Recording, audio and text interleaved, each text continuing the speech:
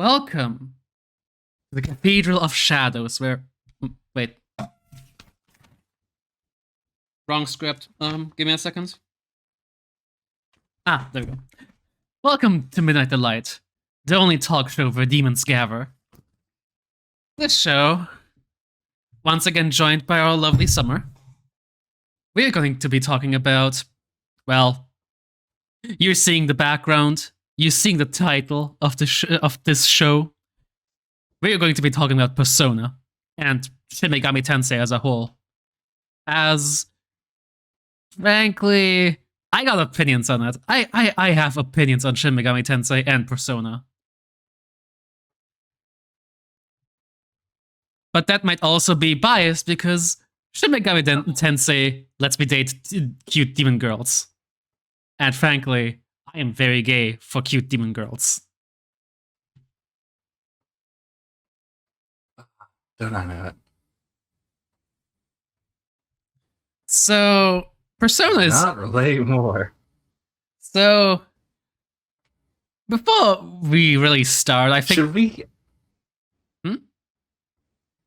You first. I was gonna say, do you think we need to maybe just give a little bit of background with the series, or yes, I think we should. Experiences going into it, or yes, we should go both into the backstory of this entire franchise and also just quickly get into this little fandom bitch fight of Persona for Shin Megami Tensei, because it doesn't make any sense, and also the sooner we get this does it even deserve like the dignity being discussed? Just a little bit, so we can make fun of people. It's always good to make fun of people. Gotta get that engagement up. So, Shin Megami Tensei started out as a manga back in the olden days of the 90s. No, not even a manga. It was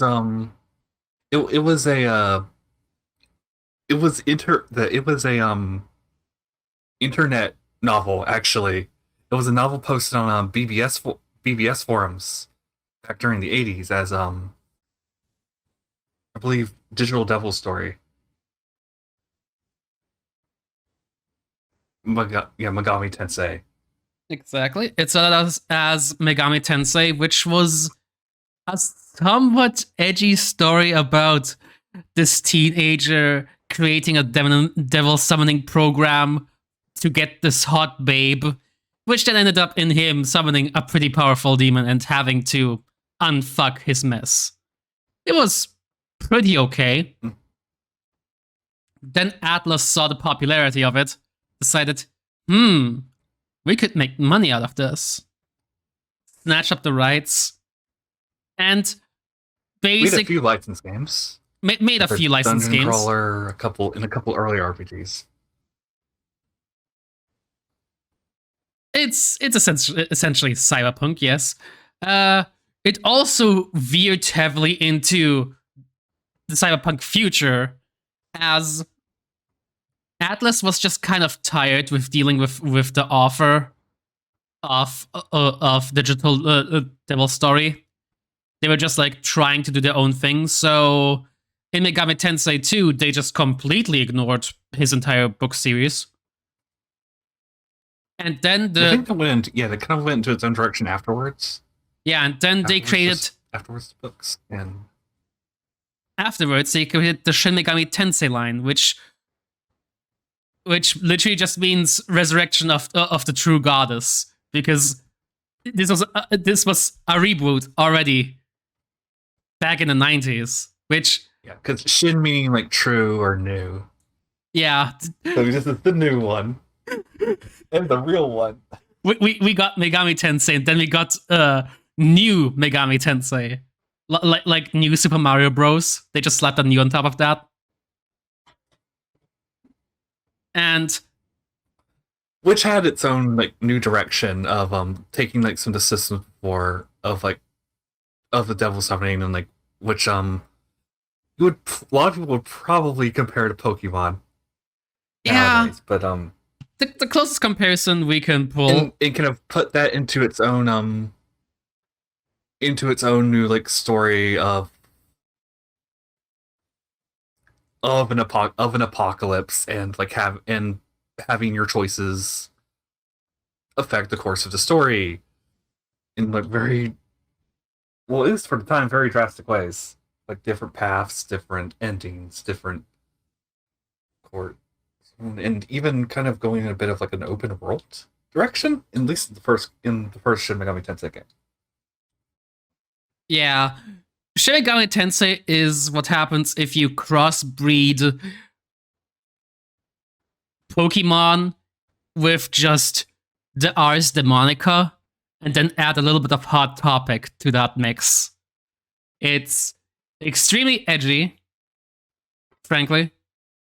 It's very self-indulgent. You most of the time you play as someone incredibly important to the world who, as said, shapes the entire world or the entire universe, for that matter, in some games. Or New World. And you summon a bunch of demons,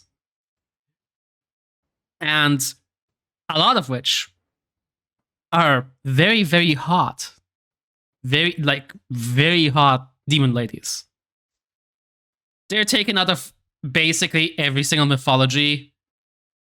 Some demons, in parentheses, are just biblical angels or angels out of the Talmud that they just straight up or fairies or yokai.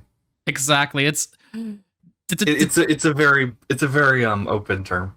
I think I think in the original Japanese it's like a pun that's supposed to be like that's supposed to be like this means I'm like comrades and demons at the same time. Yes, communist demons. Well, I mean like Namaka, that kind of thing. I know, but sorry, I please had don't to. tempt me. Please don't give me my fantasies. Don't indulge in my fantasies There's a specter haunting Europe of attacking and dethroning God and establishing communism, celestial communism. or McDonald's toy that talks and that talks and jingles. You can do that in this series. That's why it's great. Wait, which demon are you talking about, Cartoon Freak? Because I have legitimately no idea who you're talking about right now. I figured talking about our Hee-ho boy. Oh, our Hee-ho boy, Jack Frost. God, yes. Wait, give me just a second. Yes, the other Jack, the second cutest Jack. God, I have to type in. I have to type in Jack Frost SMT to not get the Milky Toast white boy from this one DreamWorks movie. I am mad. To not get the Tumblr sexy boy. Why is it the Tumblr sexy boy? God, I just want my little Hee-ho boy. But yes. After the first, no, you continue the talking. Second game went into like entirely. Second game went into an entirely cyberpunk direction, and after that, they started to experiment more with Shin Megami Tensei F, which is inspired by the movie F, and another sort of stuff like Devilman. And most importantly, it set things into a school setting. There you go. And gave everyone, well, at least the main character, a special demon called a Guardian.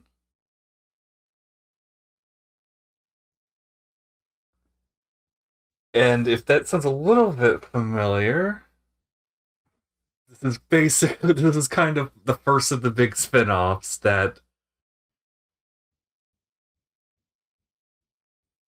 eventually went into the direction of Persona series.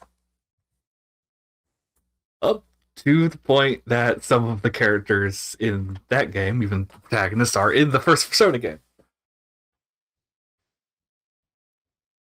And from there, the possibilities got fucking endless. Indeed. Really, Shin Megami Tensei has spread its influence kind of in the background. A lot of people don't even know that Shin Megami Tensei really existed because Persona just Well, became to be fair, a lot. It took so long for the games to even get around, and like when they did, it was obscured. Like we had the like the Revelations, not they call it Revelations, but like the Demon Slayer games on Game Boy. Oh no, Last Bible games. Yeah, the Last Bible games on Game Boy, like that spinoff was like yeah called Revelations Demon Slayer, had a completely different name, and then we had same with like the original Persona games was like Revelations Persona, and I think it took until Eternal Punishment and Demi Kids for them to actually add like the proper name. Yeah, that sounds about right. That sounds about right.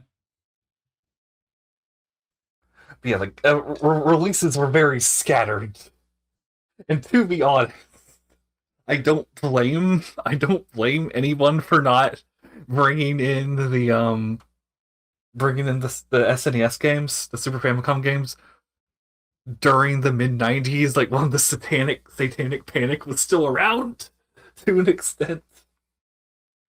God, imagine if SMT became popular during the Satanic Panic. The average the average Christian mother would have gotten a stroke from just like, oh, what are you playing, little Timmy? I'm playing this. No, yeah. I'm playing Shin Megami Tensei Shin Megami Nocturne. Tensei. I just summoned Satan. Shin Megami Tensei Nocturne would never take advantage of our innate gullibility. Oh god, that's its own little thing we might have to mention later. God, yeah. Well, actually, Nocturne was probably like the first big one. Yeah, Nocturne got big. Nocturne was the one that actually broke the series out, besides Persona. But as said again, we have this little bitch fight of people going, "Oh no, Persona is its own series.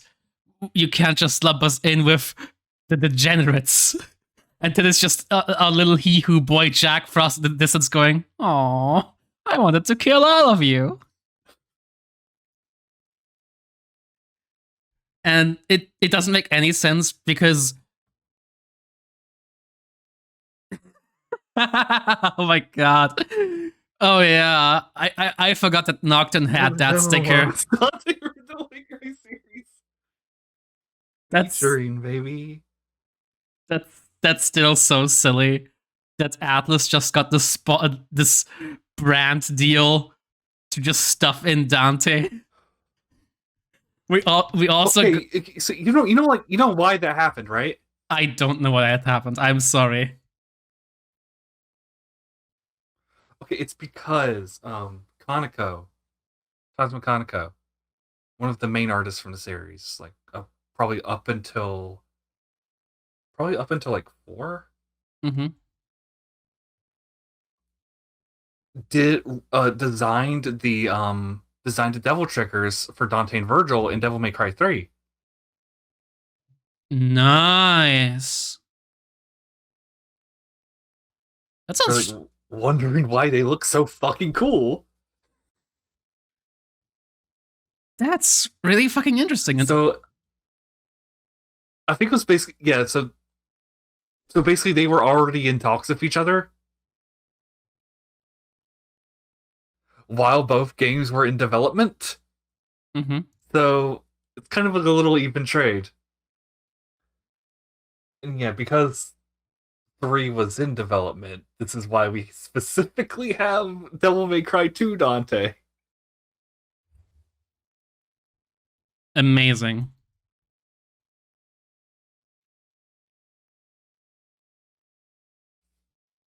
Also, thanks to Shin Megami Tensei, we got my favorite image on the in the world. Like legitimately, I love this image so much. So let me just Is pull it it up. one of is it one of Dante and is it one of Dante and Demi Fiend in cheerleader outfits? No, it's this one. Dante has become Jewish. Oh no, I haven't seen it. I can't see it. Oh wait, I'm gonna just share it with you privately. Oh no. I love this one. I love this one so much. It's amazing. Thank you, Nocturne. Thank you.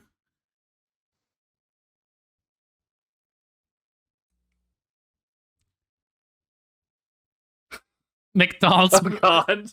No. No. Not the McDonald's Monopoly game. Oh god. It's is it still going on in America? Because it's still going on in Europe. Like every year or I have so. no clue. Every year or so, McDonald's is like, "Hey, motherfuckers, here's the lottery sponsored by Monopoly. If you win, you get like 60 million bucks or some shit." But most of the time, it's probably just like a free McFlurry that we get or a free hamburger. Almost always. That's like the only time. That's the only ones I've ever seen. Yeah. Or you get like a fucking free fries or whatever. But yeah, was it really probably an appropriate fucking introduction? But like, do you want to just talk about like how we were like introduced to the series, or do you want to just get back to whatever the little weave bitch fight? Nah, I think it's fine. I talked about it enough because the little bitch fight doesn't make sense. SMT and Persona basically leached off ideas off of each other every single time, and it's just it really does not matter. It really does not fucking matter. Both games just help each other in this symbiotic fashion because Atlas just is like that. Nocturne invented the push turn system that got into basically every single Persona game. Persona started doing more stuff with story. Shin Megami Tensei 4 happened. Share assets. And that also. So it doesn't make any sense. But if we want to talk about how the fuck we were introduced to this shit. Oh boy. Oh boy.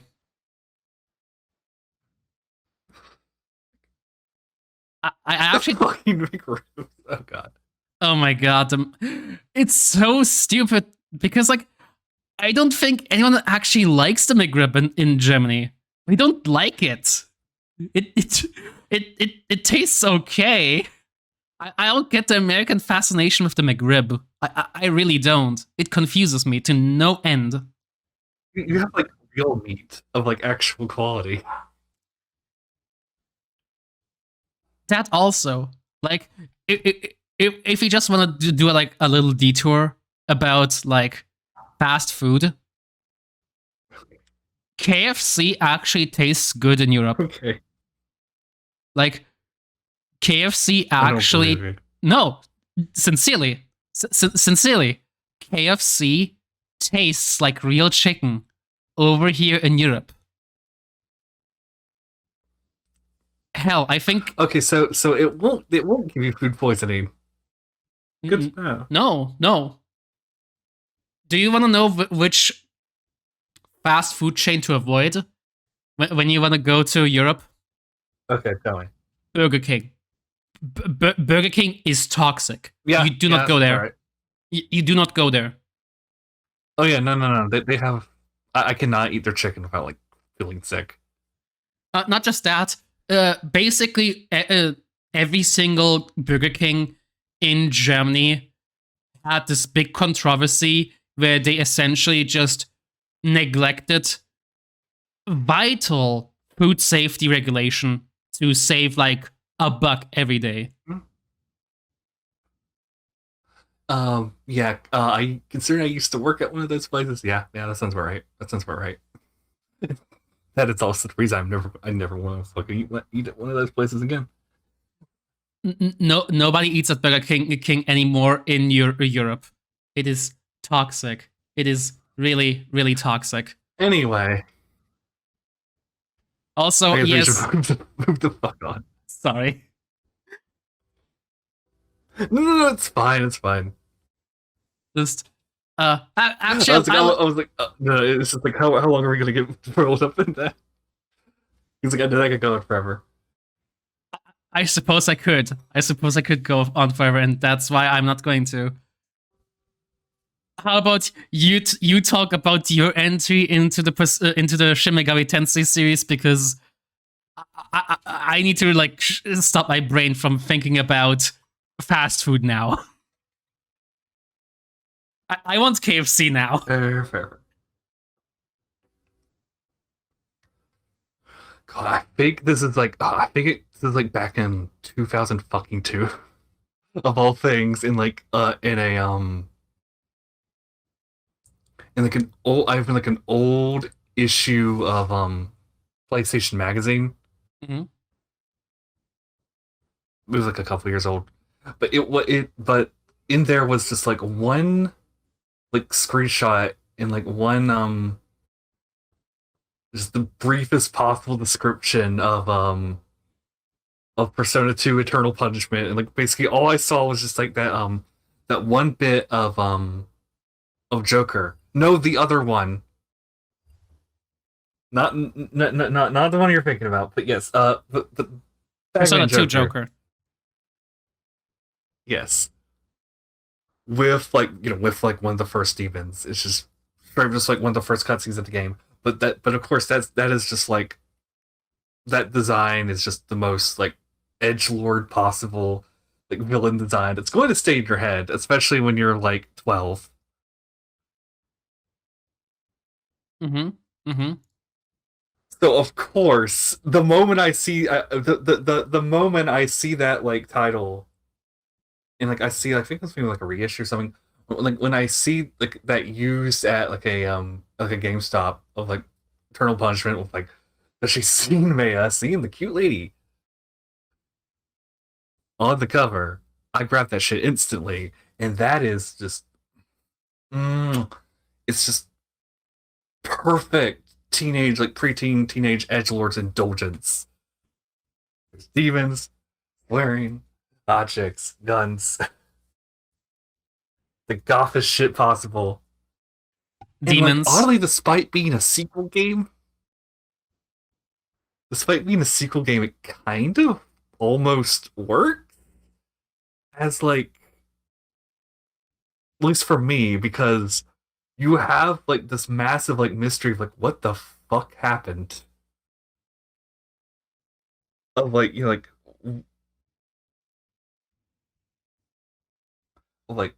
of like Tatsuya Mm-hmm. and Maya, that you are still like instantly drawn and like want to know.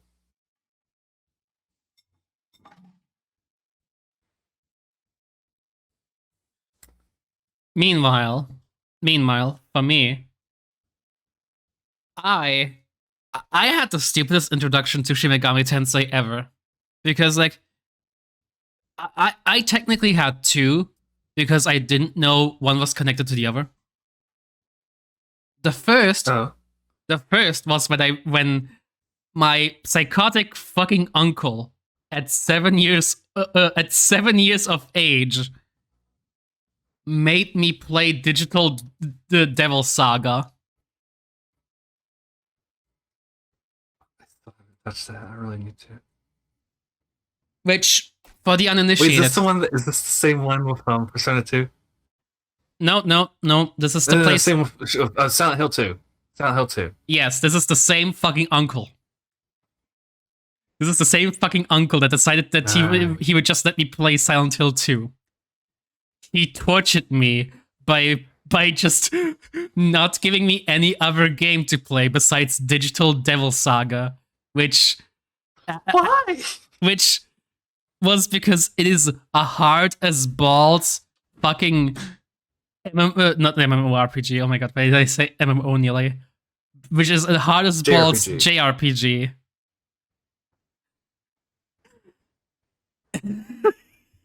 It was psychological cock and ball torture, I swear. It was brutal, legitimately. No. Which I just, after a while, I just got lucky because I just kept playing it after like hours and hours, so I started to slowly learn. And then right after I think I finished the tutorial, it's like, oh yeah, sorry, your time's up. And I'm like, oh, come on, I just started learning this. You son of a bitch. No. I'm going to snitch on you, and I'm going to snitch on you to the German police that you have weed. I did not do this, of course, because Please tell me. Okay, good. I did not do this because even as a kid, I knew that snitches get stitches, but I was considering it. That's my cheapie. But then the second introduction I had was arguably even more stupid because I was a big fan of the 3DS. Like a big fan. Yeah. So I used to just watch trailers for the 3DS like religiously. Not even when, and just like try and get the games that I like thought were really cool. And then one day, I didn't snitch, asshole. I didn't snitch. I knew the honor code. I thought about it, but that was because I was a stupid kid. Which that's the only time when you should think about snitching. She was a good anarchist. That is the only time when you should think about snitching. When you're a kid. Snitches get stitches. If nobody talks, everyone walks. Rules for life. Anyways, I religiously watched 3DS trailers in English. And the issue with that is that not every single game from like America gets to Europe. There were a lot of games which I thought were really cool that just they never left the land of the rising sun or Freedom Land. So I was stuck watching trailers for something I knew I couldn't get. Anyways, I watched the Shin Megami Tensei trailer 200 fucking times. I watched the trailer to Shin Megami Tensei 4 so many times that I could hear the main music theme from Shin Megami Tensei 4 in my sleep. I was so hyped for this game. Want to know something funny, Olivia? Do you want to know something funny, Summer? Shin Megami Tensei 4. Shin Megami Tensei 4 never had a physical release in Europe. No, it fucking didn't. Shin Megami Tensei 4. I remember. Shin Megami Tensei 4 was a digital download-only title in Europe. Do you know who didn't have access to the fucking eShop on 3DS as a fucking kid? Me. Oh, Jack. I was the fucking sucker. I was so hyped for this game that was basically barred from me for the most bullshit reasons that I didn't think possible. And I am still so fucking mad. Wait. Could you just like not actually access the internet on there, or like could you like at least like you couldn't get like they wouldn't let you get the cards anyway either? No, they didn't let me get any cards. That's why they didn't even sell the cash cards. Oh, like Europe had the cards. Europe had the cards. My parents just wanted me to have physical games so they could trade them in. And also, yeah, it's okay. yeah, but my Yeah, that's it. But if there's one thing that my parents sensibly like had in their mind was, if you don't have the game physically on hand, you don't own the game, you're renting it, and that's bullshit.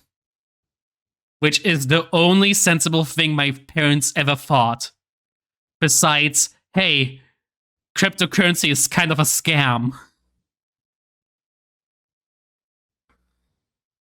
well, these are also like the same the same ones that just had like 10 sleeves full of like just binders full of Dreamcast games on CDR. Exactly, exactly. Which, to be fair, I know this is like not usual in. So I'm just surprised. I'm just surprised your 3DS wasn't hacked back then. The issue was it was very rudimentary, and my parents didn't like how limited it was, because they didn't like that it was basically just like a DS. You couldn't play any 3DS games, so they just never bothered to actually like keep up with it, which is sad, but also understandable. Oh yeah, it didn't get really easy until like 2016 or so, I guess.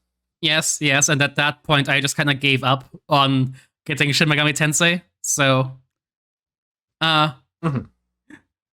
yeah, in Europe, it's basically as easy as breathing when it comes to like pirating. People are pretty open about pirating shit. It's why the master system got so widely popular. Europe was pirates, baby. Europe was pirates. We didn't give a singular fuck about actually like buying games. That was the plebeian way. That's for people that buy iPhones. We didn't like iPhone. Oh god. So a lot of my consoles were just cracked. The good old days. Consoles nowadays are way too hard to crack. I think we should. I think we should go back to the days where you didn't have to pay for any games if you're clever enough. We should go back to the days of burning CDs. I think it would be very funny.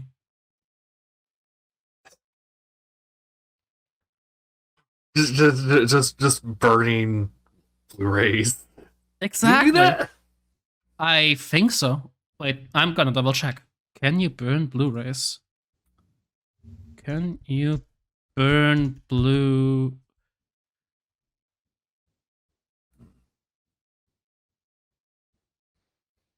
Ah, darn. You No. Dreams shattered. you cannot. That's There sad. goes the future of the Dreamcast 2. Yeah, yeah. Dreamcast 2 It wouldn't be the same. fucking Dreamcast 2 stonks crash. It wouldn't be the Dreamcast too if we couldn't burn games for it. Uh. The you are remembering just how much like I love like before I actually hacked my 3DS, was just how much I love trying out the demos. Because yeah, you could just have hours of just demos. It was just like the ultimate version of like the old case of like finding PS1 demos and like on like the disc in the magazines,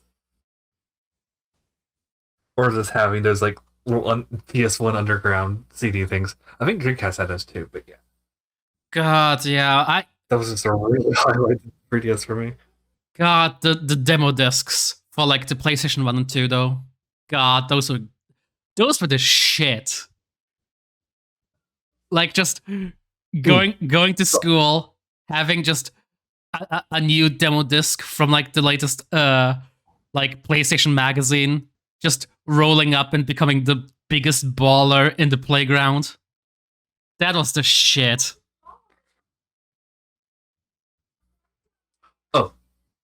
But what you were talking like I didn't actually finish on some of like the first experience with the game because mine is also two-parter.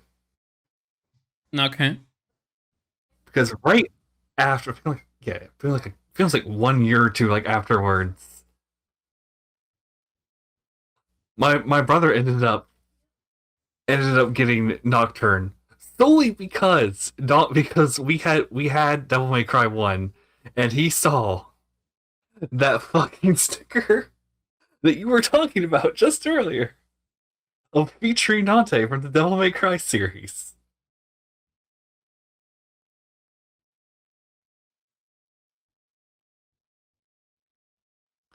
And we listened to that goddamn soundtrack of all that text to speech quoting revelations in the battlefield on the way home. My portable God. CD fucking player.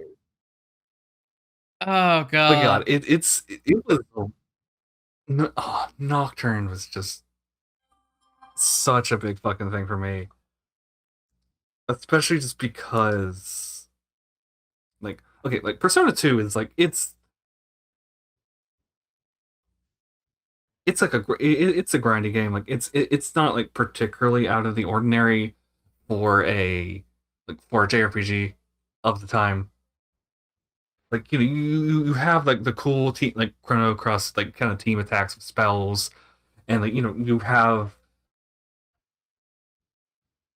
like the really cool you have like really cool like animations or like really like dynamic like cool camera angles and like it's better than like people will actually like sell it to you as nowadays because the PSP remaster is fucking awful and they ruin how it ruins how the auto battles work. But obviously that is nothing compared to like Nocturne. When you can just get critted and die in the first battle against the fucking slime. No, they were like ghosts, I think. Like fucking the red heads. Well, there's also the Kodamas and the haunts. Yeah, Yeah, those are god. all like off in the first area. God, like everything about the beginning of that game is just kind of perfectly kind of sets things up and sets up like the intrigue of like finding like of just having the hot teacher tell you about like the end of the world and conception and meeting your meeting your two dipshit friends.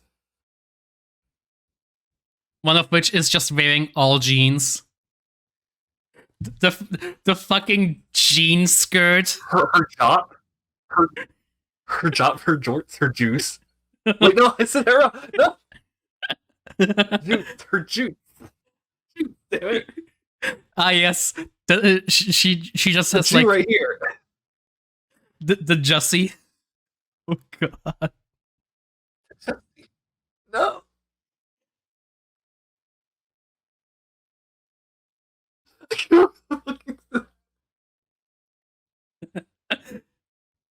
Yes, we now just imagining like Yosuga, like just her perfect world, her reason, Chiaki's reason, and like the entire planet is just made of just denim. Oh god. Only the strong survive in the world of denim, the world of strength. After all, we know that jeans are the strongest clothing material. Strongest fabric. Chanties, dogs, the Jussie. That was an accident. I It's just want jean shoes. I swear. it's fine. It's fine. You're forgiven. Oh boy. I do have to admit, I I have to respect just how fucking brutal both Digital Devil Saga and Nocturne are, because they just give no singular shit. They want to make you feel exactly like it's the end of the world, and you're just a tiny insect that is trying to make its way to something far greater than itself.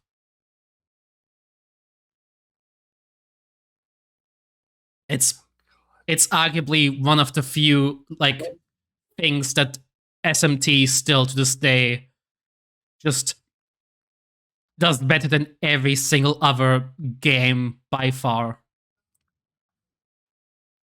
Even 5, like, establishes that right away. Just here's like the vast wasteland.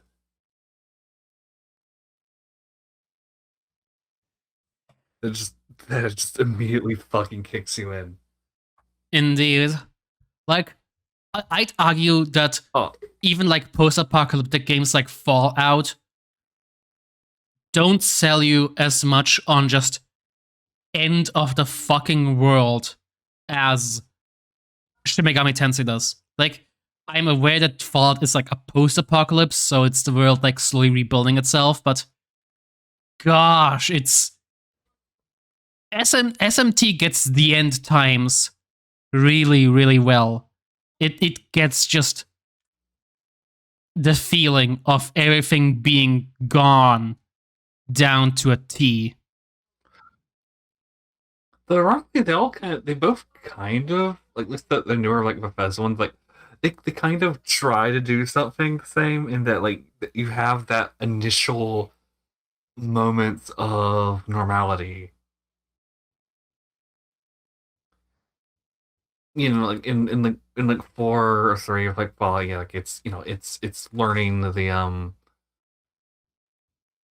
well, in 4 at least, yeah, it's the stuff with the family before the vault. In 3, guess it's like I guess it's the vault itself, the child segment. But even that's still kind of fully immersed. So I guess it doesn't really count, especially because you do kind of have you are kind of faced with the tyrant right away. Exactly. Like, I am just thinking of that in terms of like right away of like how you know you have that like in 3 with the friends and like when you're like just kind of like learning about like the murders before like exploring like the actual like hospital and like like we're just like talking about like eternal punishment, like you have that as Maya while you're like at the while you're like at the newspaper, like the magazine publication, like you're starting on like the scoop.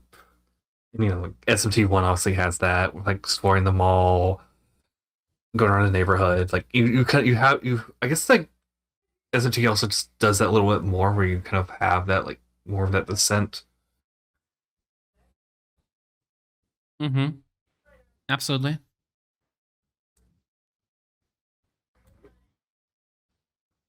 But God, Nocturne does like just kick you right away because like you have what is it? You have like you meet Hikawa right now. He just has the Baphomet standing right behind him,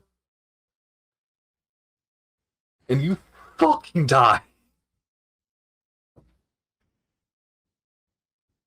before you even enter into combat. Before you do like jack shit in the game, you know what you're dealing with.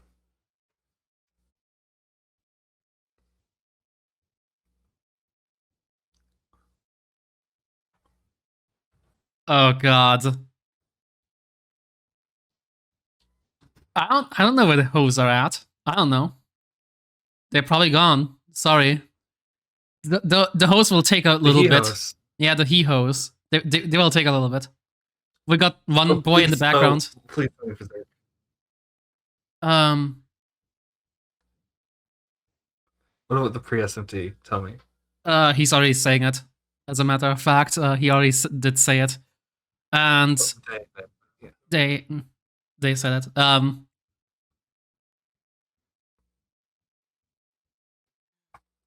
It's honestly very interesting how I'm sorry, cartoon freak, but we will be talking about the cute girls. We will not be showing any cute girls. I am very sorry. Wait, actually, to make it up to you, Yeah.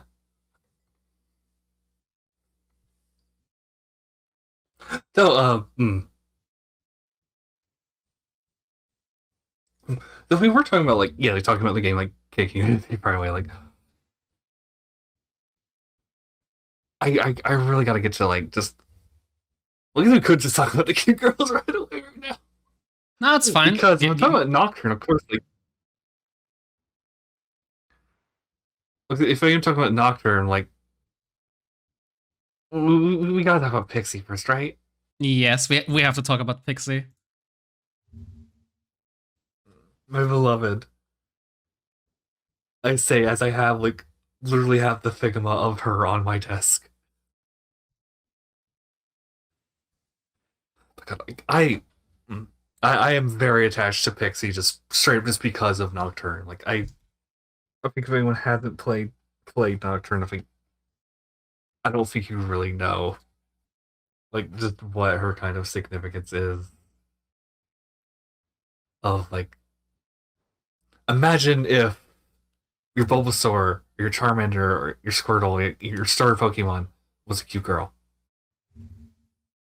And also, she has a very big crush on you.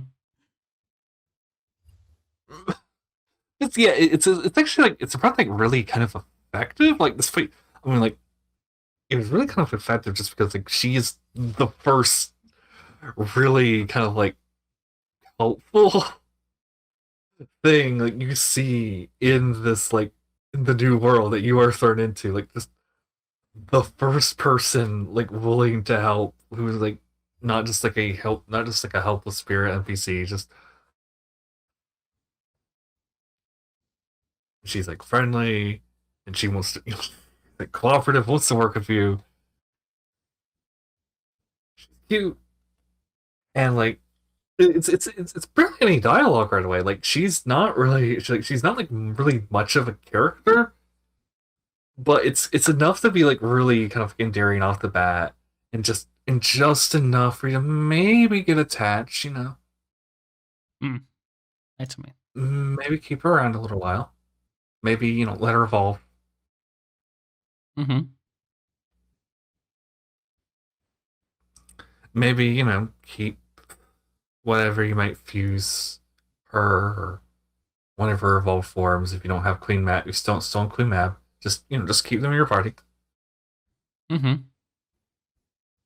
Keep her by your side till the end.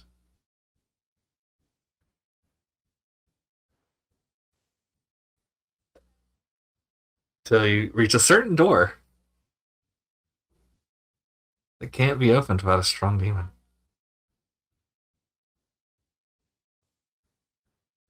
I just fucking love so much. Like they reward you. They reward you for like being loyal to your starter Pokemon. It's To the like cutest your sheet, really. first demon.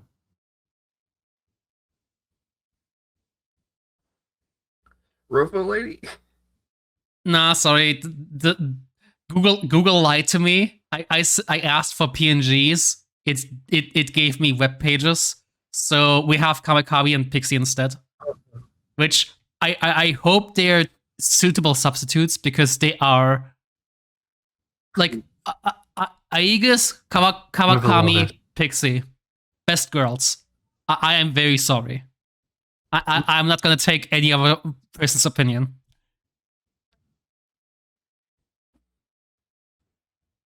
Kawakami is a Well, babe. unsurprisingly, I love a good MILF. I do be loving a good and a MILF. brunette milk for that. Interesting. Even if I don't know to think about. Oh my god, yes, shit. I guess we have to make a tier list now. Oh god, oh fuck. No! No! Just like SMT hotties, like the tier list. Of course, we have to put our boy Igor in SSS tier.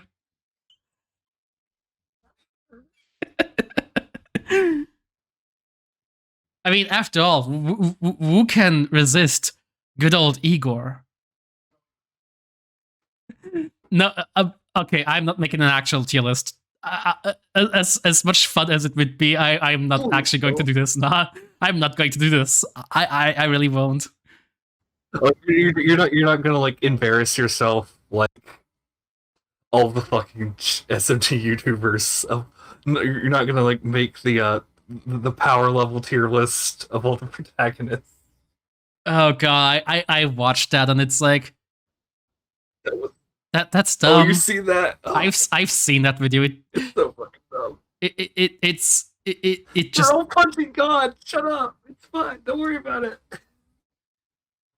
can you please shut the fuck up about trying to measure like protagonist's power level? Can we I think I think that guy. I think like one of the guys that guessed on that was like, of course, just like turned out to be some like shitty chaser. Oh my god. I'm just I don't get the fascination with like power levels. It's just who Well, gives a because shit? they need to know that my dad can beat up your dad. Oh my god. Ah, yes, it goes to the primal They urge need to of know dad that the thing fighting. I like is better than the thing you like. But to go to a They topic need that to know, I'm going to they need to know distract. that egoism is the best ideology.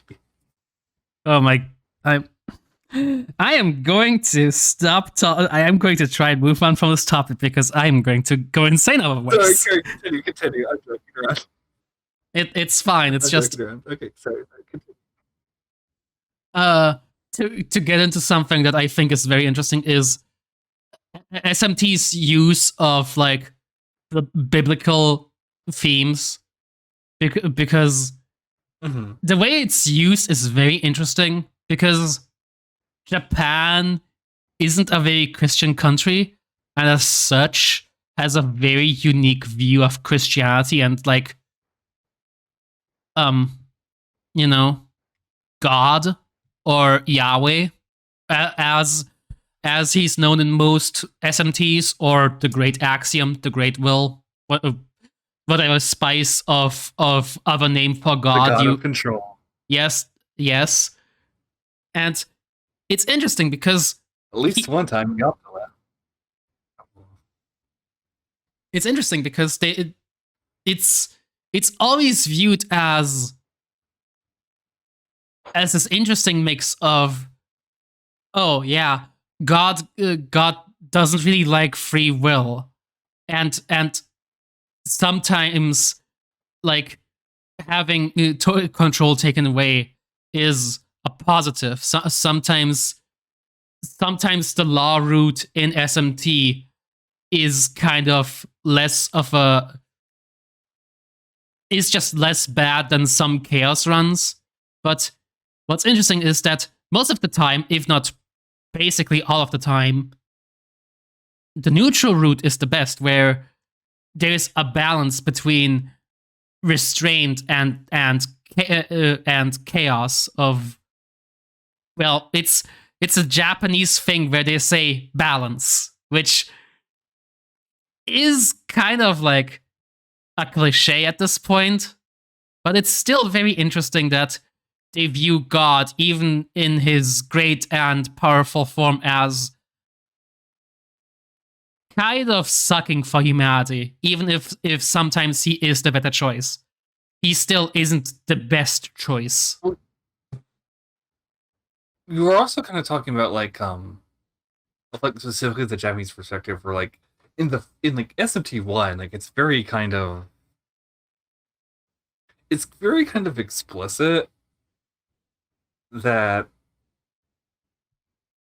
like order and the law like are just directly kind of linked to like westernization is the one like backed by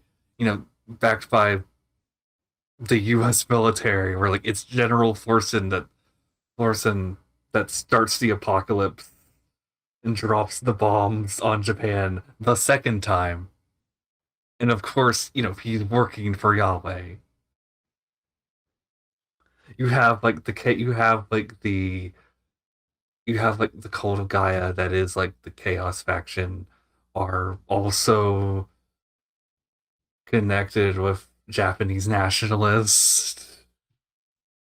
Like it's not exactly subtle It very much is at not. all.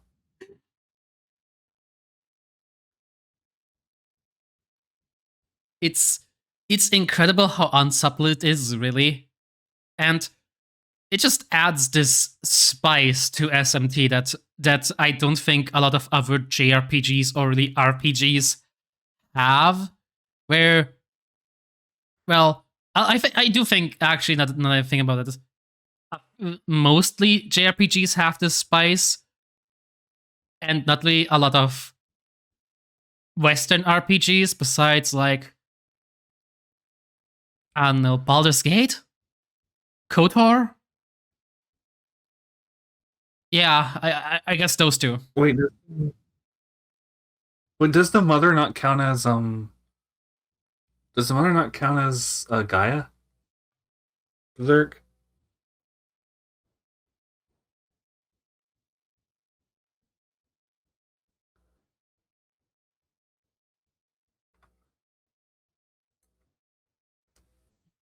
It's like in the Strange Journey. I feel like they do that. Even if it's like it's not actually like the cult of Gaia. It is the chaos. Like it is like you have Gaia as like the chaos representative at least. Oh yeah, I'm sorry. Continue.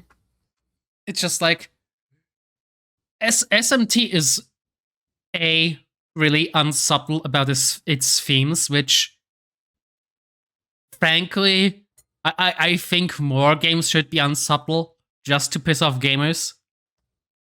I like it when gamers are pissed because it's always about the stupidest bullshit, and I would like them to bitch more. And also, it's I as much as I like subtle storytelling and just like actually having a cerebral time, like thinking about things. When I look at how people talk about Bioshock, and instead of going with, hey, randism is kind of a stupid ideology that's going to kill you if you try to implement it. People take away the dumbest shit like, ah, yes, communism, bad. Drugs, bad. Working class people, bad. And it's like, how does your brain work? I want to dissect you.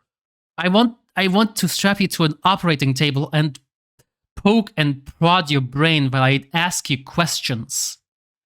How do you work? Are you brain dead? Are you stupid? And that's why I have like an incredible respect for SMT. It's very in your face about what it like tries to say, and it's very much trying to send you a message about like ideologies and people's beliefs, and just it's good. I like it. I like it a lot. It thankfully it stops most bad takes from generating, which yes, there's still bad takes, but most of the time those are just like Shimigami. It's kind of inherent in having things sort of based around cosmic centrism. Exactly. But also it's most of the time it's Yeah, like so it's also just YouTubers. Like Shimigami Tensei YouTubers are fucking weird and stupid. Like I am very sorry, but some people are just fucking weird. Like the aforementioned example of oh god. power levels. Oh god, I remember I saw one shit where it was like basing was grading every game on how well the law route is. Specific critiquing every game specifically on that. I was like, is this guy a trad calf? I think he's a trad calf. Does it? How is he so stupid to not realize that law is supposed to be like bad for the most part? Like, you know, like how do you not get that too much control is a bad thing, and that of that? I Sorry, you first. I'm sorry. No. I was just like thinking something like really interesting. They kind of do like one of the law routes there, but just continue.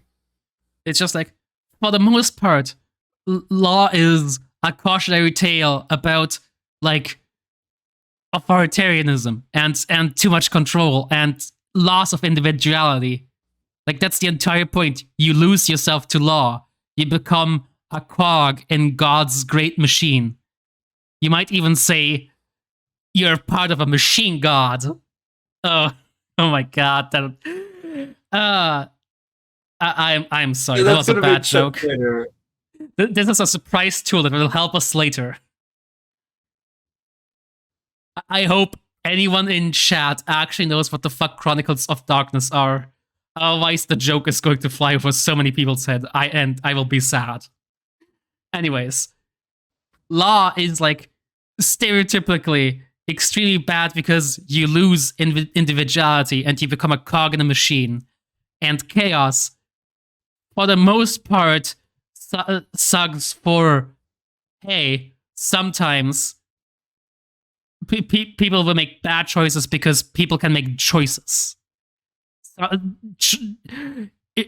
Choices ultimately lead to some people taking the stupid choices.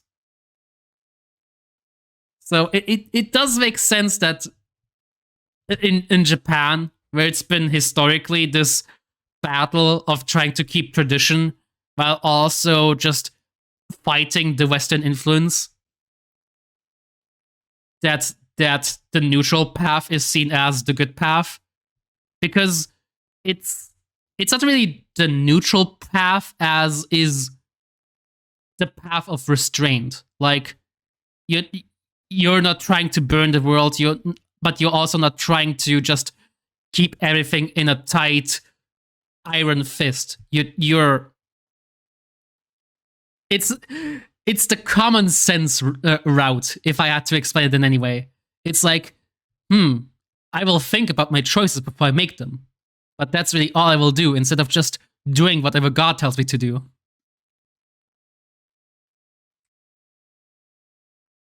I mean, I guess it really kind of really depends. Like, even like in the first game, it's just kind of you are still ultimately killing even more people in the first game.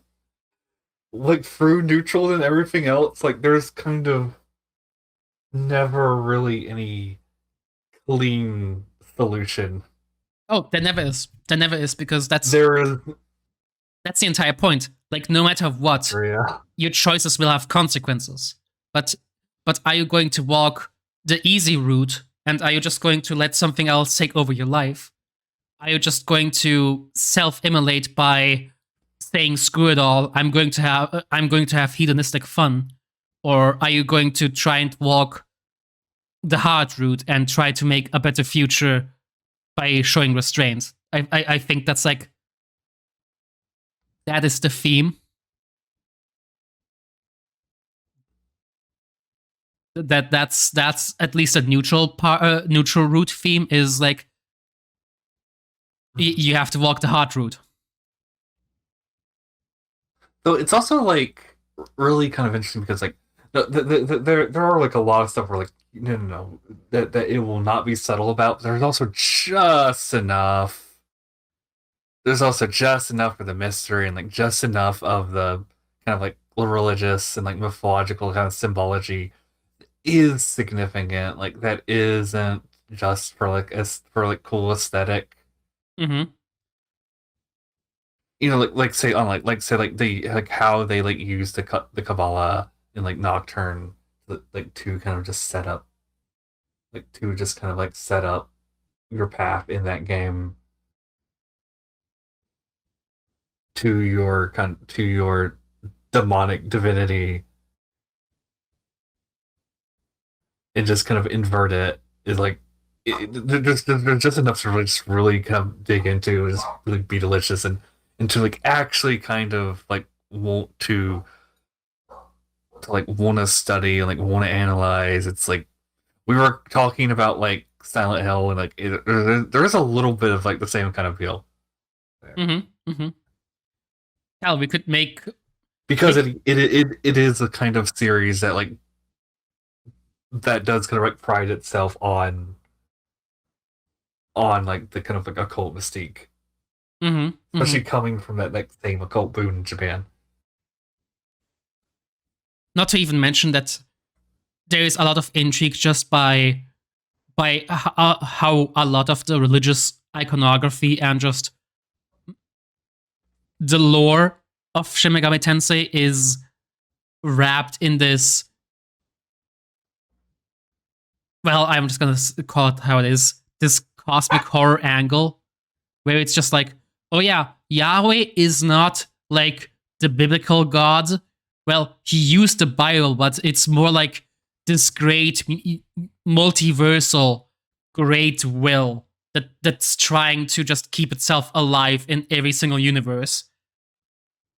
Because the only way that it can die is by being killed in every single universe. And just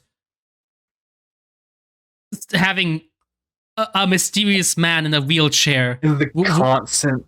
Oh, sorry, you first.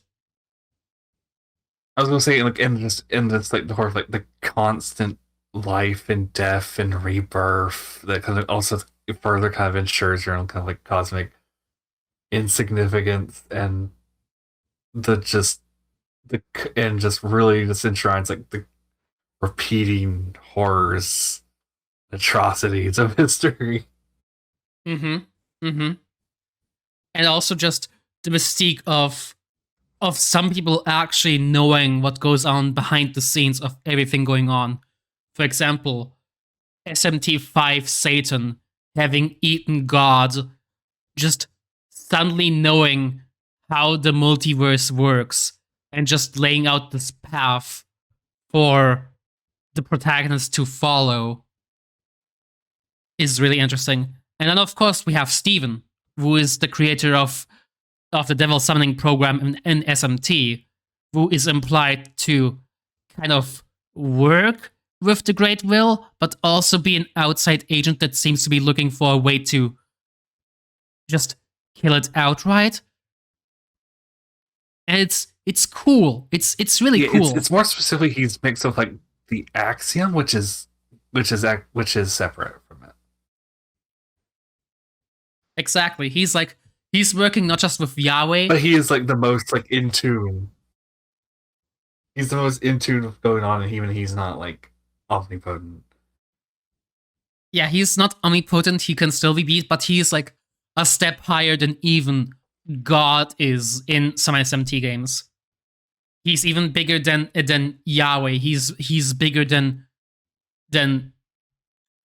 hell. He's bigger than the player characters in most SMT games, where you have to have like all SMT. So I thought you were gonna like.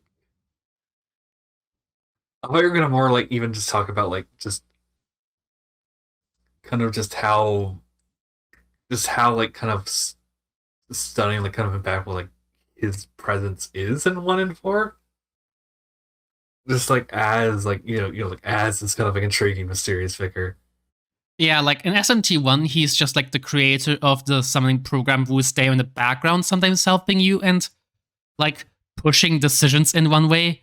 But in SMT4, it's even greater because he's just like, he's not even there for the base game, I think. He's there for the DLC, which you have to download, right?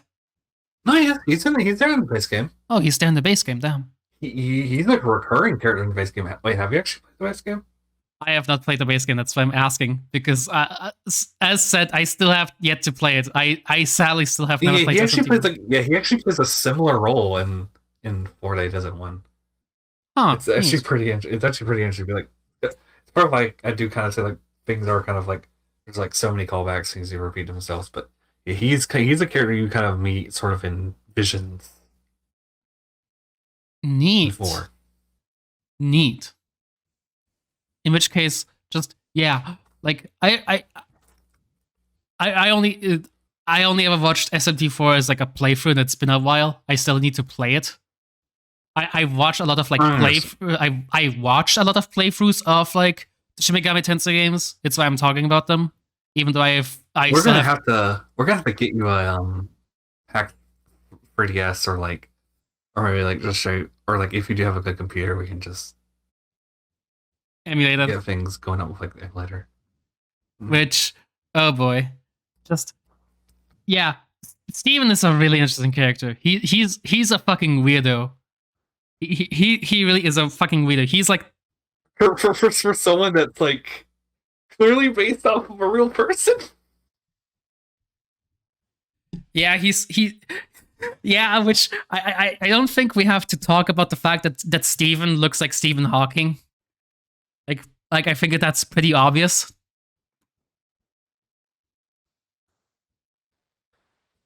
Just It still does not. It still just amuses me to no end. as we all know, Stephen Hawking has created a devil summoning program in real life. And there are rumors of Stephen Hawking having ascended his human body. Well, remember, kids, if you find an email telling you to download something that calls a demon summon program, please do it. Just do it. Just do it. I mean, it's not a virus. It's totally not a virus. Trust me. It's definitely not a virus. It's definitely not a virus that is going to get the front and the front, your name, and the back numbers from your credit card. Definitely not. No, no, no, no, no, no. No, no, no, no, no. Oh boy. Attention. Attention all Shin Megami Tensei fans. Tensei gamers. Steve needs your help. To reject God.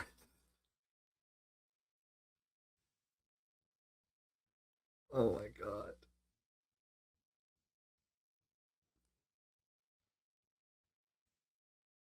I do think it's also funny that Persona, even if it's still like in this little pocket of SMT, deals with frankly even weirder shit.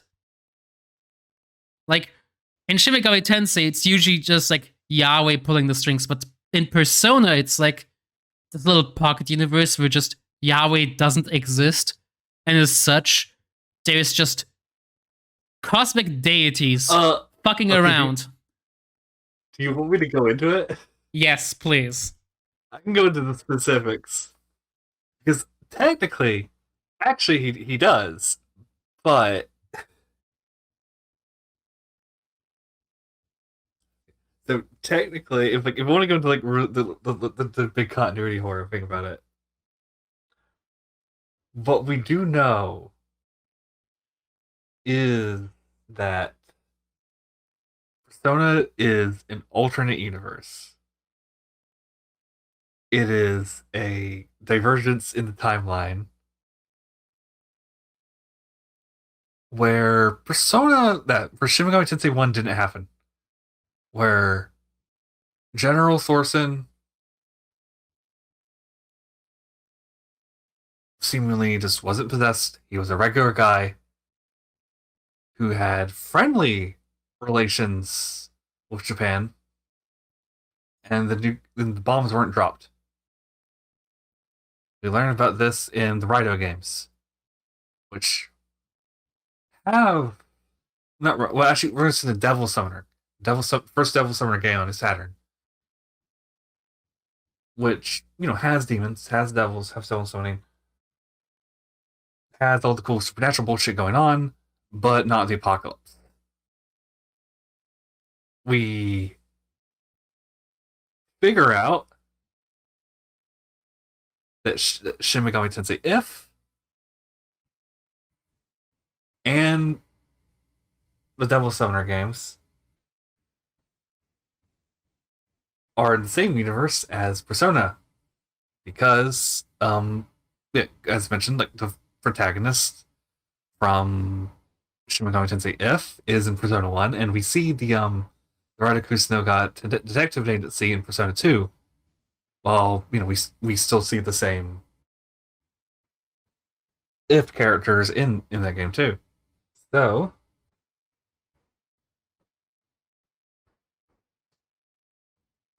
it's been a little bit further in the Rito games, like PS2, where like we kind of see how we get like a bit of a brief we get like a bit into how a time traveler from the future of Shin Megami Tensei 2, like after the bomb dropped, after the events of the first game happened, and after the Mazians established their new Tokyo. We see like one of their knights, one of their Templars, went deserter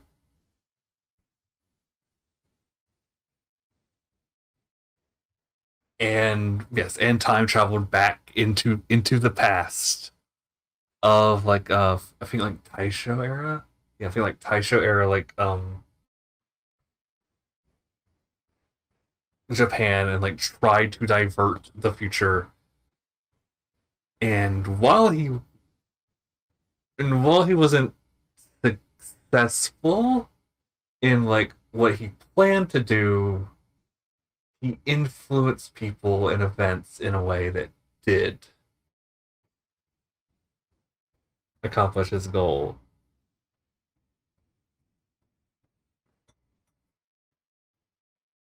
Essentially, And I do kind of find it really just because you do still like have those like little you do have those like little hints of like what's there. You have like you still have like the same demons, the same creatures. Like we actually like we even do like know like it's even like kind of ways that make sense. Like we know that the demons and the shadows are created from like humanity's like subconscious, like are like reflective of it. It's like why we know that demons are going like they're going to come back in like in Ending to 5.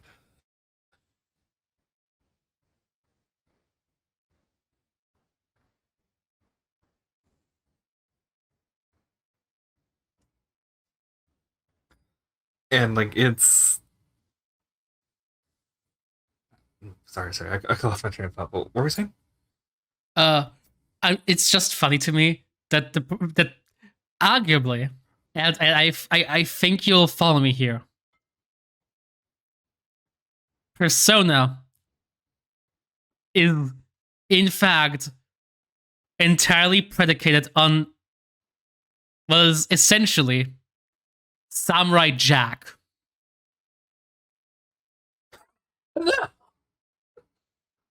Was it Rido the 40 whatever 40 the foolish samurai warrior With his magic sword. As he possessed a Japanese schoolgirl. Exactly. Oh. But God, Persona is an amazing series, which I hate. That's a sentence. Persona is an amazing series. Well, you should have started with that. God damn. Yeah, it's fine. It's fine. So, Persona is a lovely series, really. I like the quote unquote smaller scale of Persona, where it's just this group of friends has either like, well, usually always like a mystery going on that they're trying to solve together. And it's thanks to their friendship growing over the course of their investigation that they can overcome the end and become like better friends. And then in basically every single game but Persona 3 have a happy ever after and like be friends and shit. And then there's Persona 3 where the protagonist dies. I'm sorry for everyone who I just spoiled Persona 3's ending, but also it's Persona 3. You had time. And frankly, it's fine as long as you're okay with. Are we just gonna ignore Persona 2 for a moment? Well, Where like the world actually ended? yeah, Persona 2 is a special case, okay? We're going to get there when we get there. Persona is also the only good Persona game. Persona games, excuse me. Because Persona 2 lets you be gay. Persona's the only good Persona game. Got it. Okay. Persona 2, the only two Persona games, which that's so funny that there's. Okay. It's so funny to me that Persona 2 has two games in its series. Like, yes, amazing, perfect. Persona 2 twice. Cool, amazing, makes perfect sense. Okay, but consider the following. Consider the following. Persona 3, The Journey. Persona 3, The Answer. Persona 4 Gold. Oh god, Persona 5, Persona 5. Oh no, I can make this worse. I can make this even worse. Okay, so every Atlas re-release is a game that has a bunch of really stupid fix and introduces a new waifu. This goes all the way back to Shin Megami Tensei Nocturne with our favorite waifu, Dante. And adding the true demon ending. No, it's the template. It's the big fix.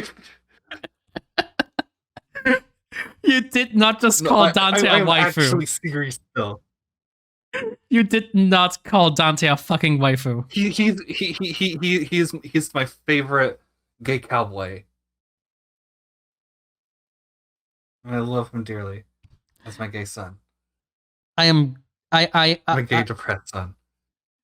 I am going to. Okay, but you know what I mean, though, right? I understand. I will get into what I mean about bad fix. I understand what you mean, and honestly, fuck it, go for it, go for it, please. Okay, because like in Persona 3, like I will say this is not me complaining about the answer. The answer is fucking good. Well, story wise, it's cool.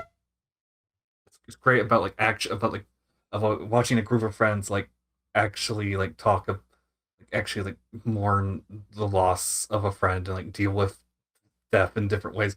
But yeah,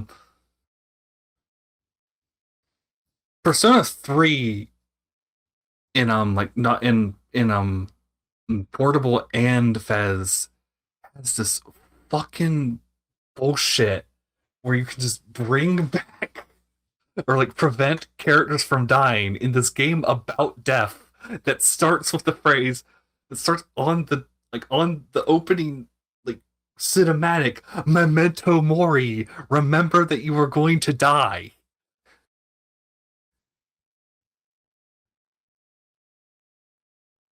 Oh and boy. Just yeah, of course you can save Junpei's girlfriend. Fuck off.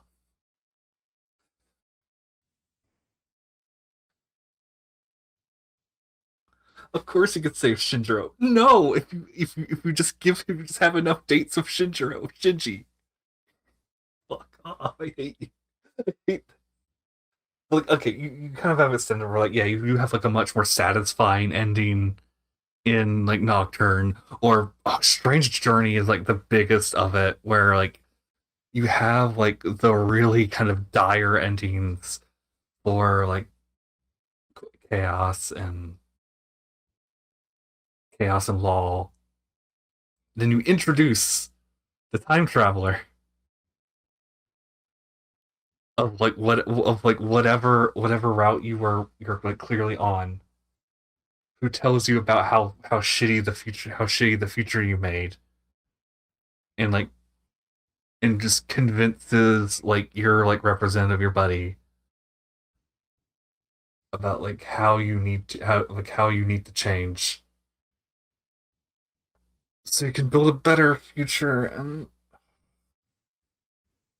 like it's partially in that case it's really weird because like it's mostly kind of like insufferable, but there's like a really interesting moment in the law plus route of Strange Journey Redux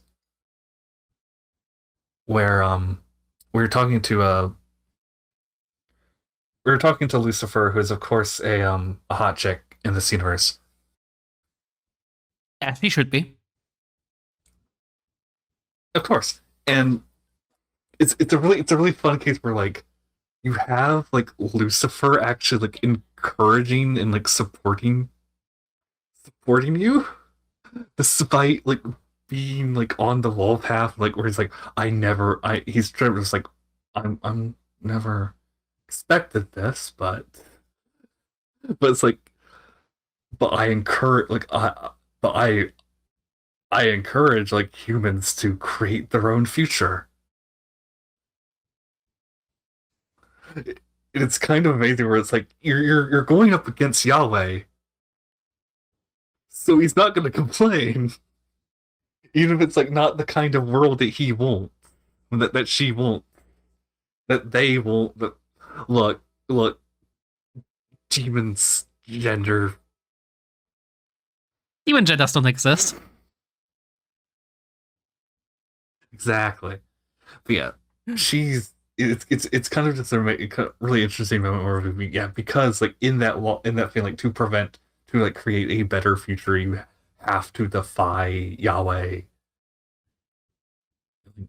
defeat and destroy an aspect of Yahweh in that route, in that ending, which ironically is kind of similar to SMT2 of like the law route.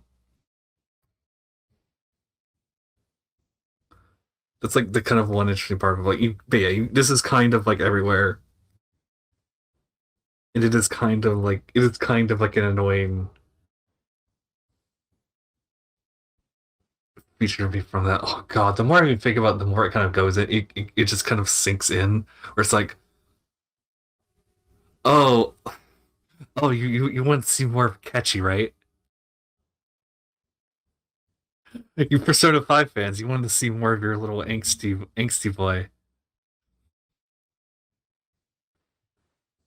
Uh, I still don't get the love for.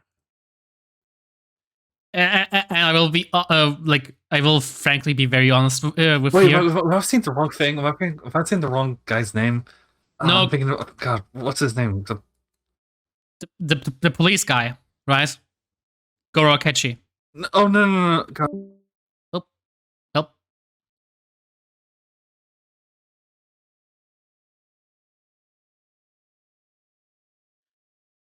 Well,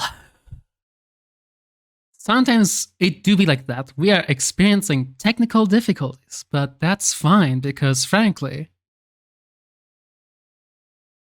this show has a budget of 0, and as such, we could do whatever the fuck we want.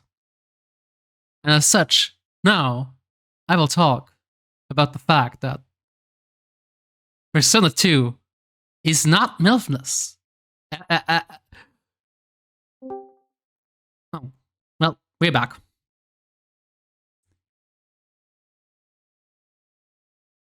Well, at least I think. I'm back. Lovely. So you're talking about which person, which edgy little boy are you talking about? Oh no, I got it right. Goro Akechi. Yeah, I don't get the internet's fascination with Goro Akechi. I like I will be honest here. A lot of fandom girls have the blandest fucking taste. I thought you meant like another cop with a similar name. It's just they are so boring. Every single like, and I really do mean this. Every single fandom girl has like the chance of having absolute horrid taste, and it's usually just they keep going for the most once-ler person in any game or like movie or book. And I'm very sorry, but that's just a fact. They always go for the most once-ler person in any given piece of media.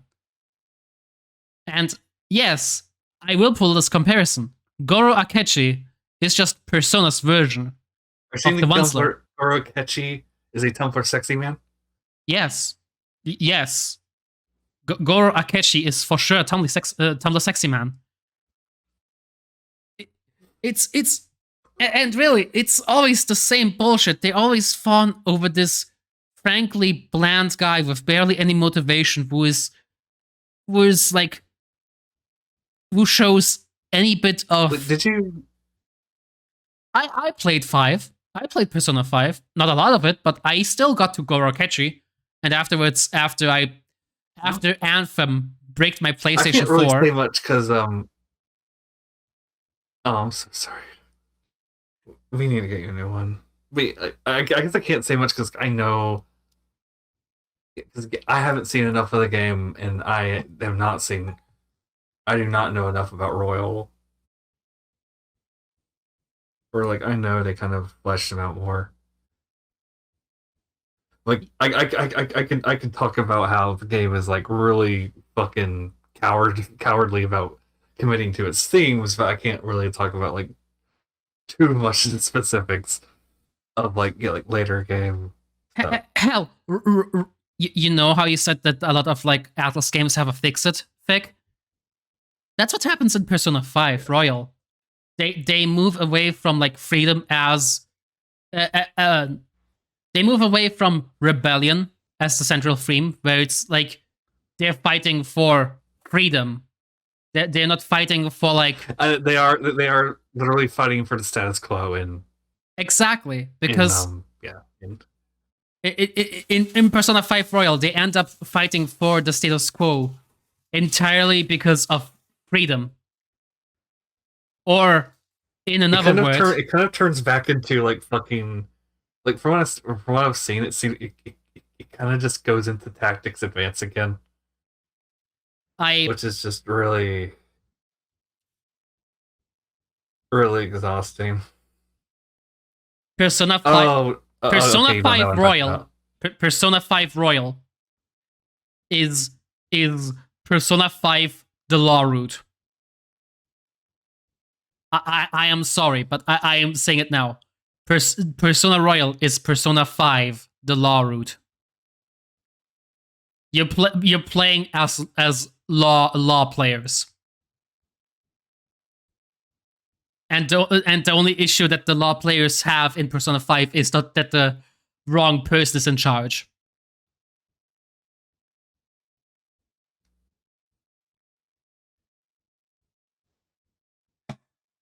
And that's it. That's really it. As great as Persona 5's cast is, besides Goro, it's I do want to say like I think Persona 5 just does make like a fucking phenomenal start. Like I remember like when a friend of mine was streaming like Persona 5 for like the first time, like we were all so fucking into it, especially like when we were going into the first dungeon and we were fucking chanting for like half an hour or just repeatedly for the entire stream. What's the thing?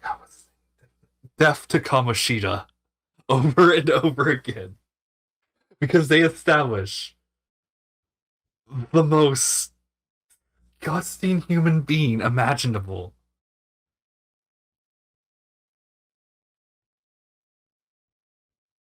With you as the only people who can stop him.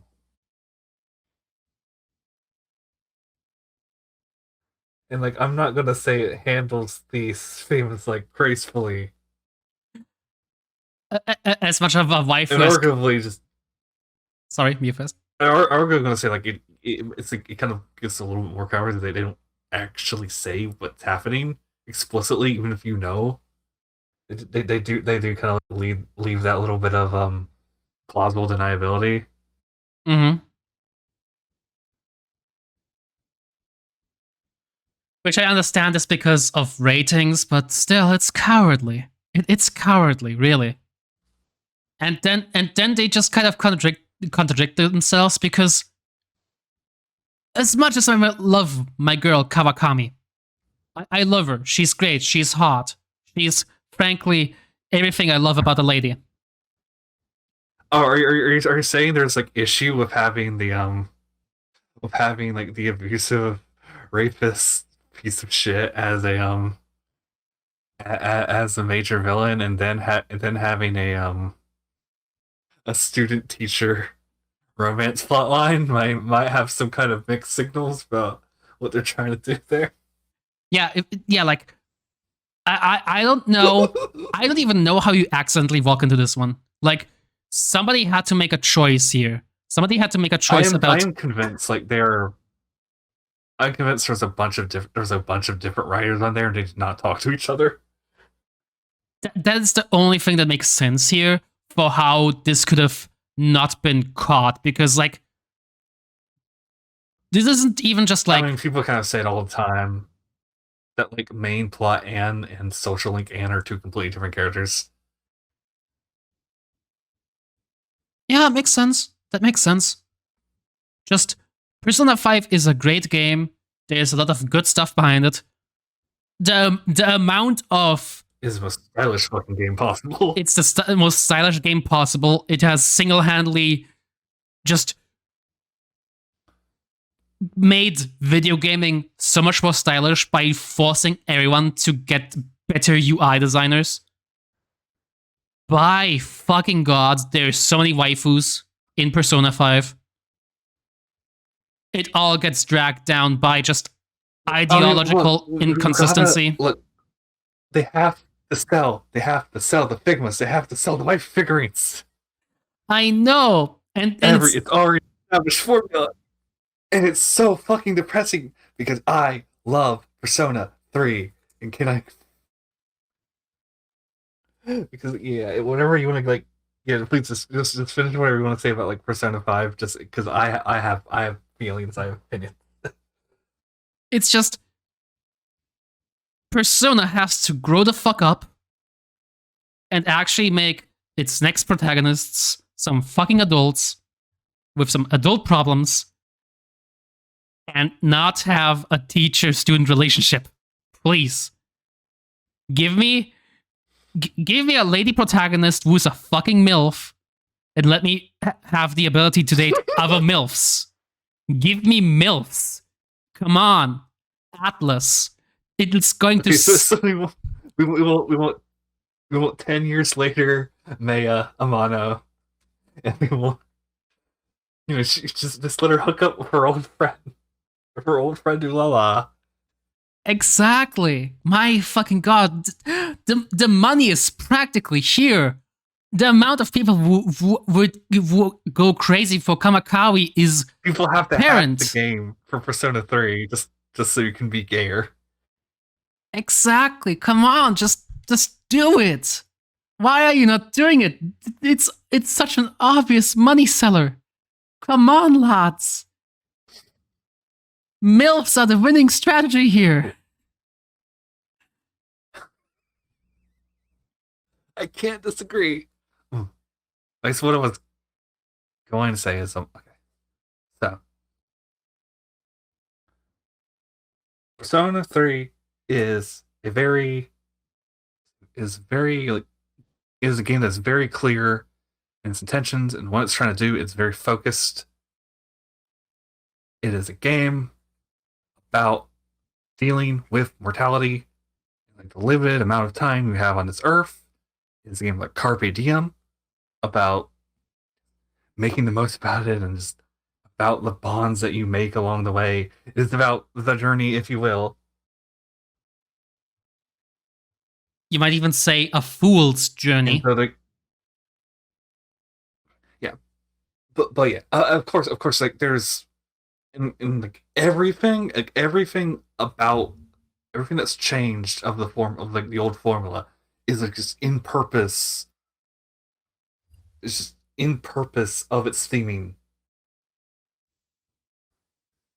It is like it's it's why there's like specifically like why you have the time limit. It's why you have like calendars and the social sim elements of it.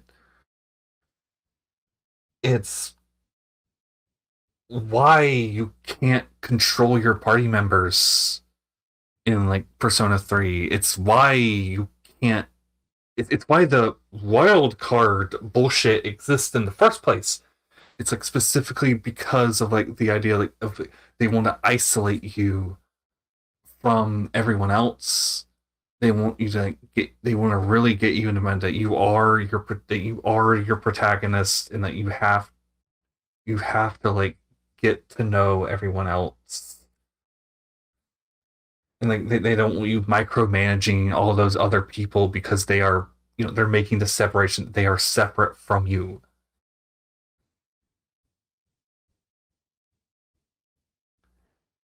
And it's even like right down to like what of like of the kind of like the stress system of like why you have like the time this you have those like roguelike kind of like ish elements in the dungeon where like you have the equivalent to like the hunger we can only be in there for so long and you have like to randomize the dungeons just because like you are just dealing with this limited time on this earth and you are having to like kind of like make the most of it and like bond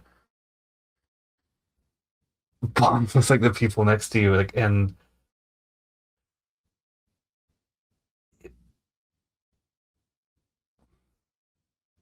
like it's even like really even like runs kind of counter to like what you even see later because like of like how the social links kind of work is just like it's like you're not really friends like straight off the bat like you're associates and you are co-workers. You are working together and most of you like fucking hate each other right off the bat.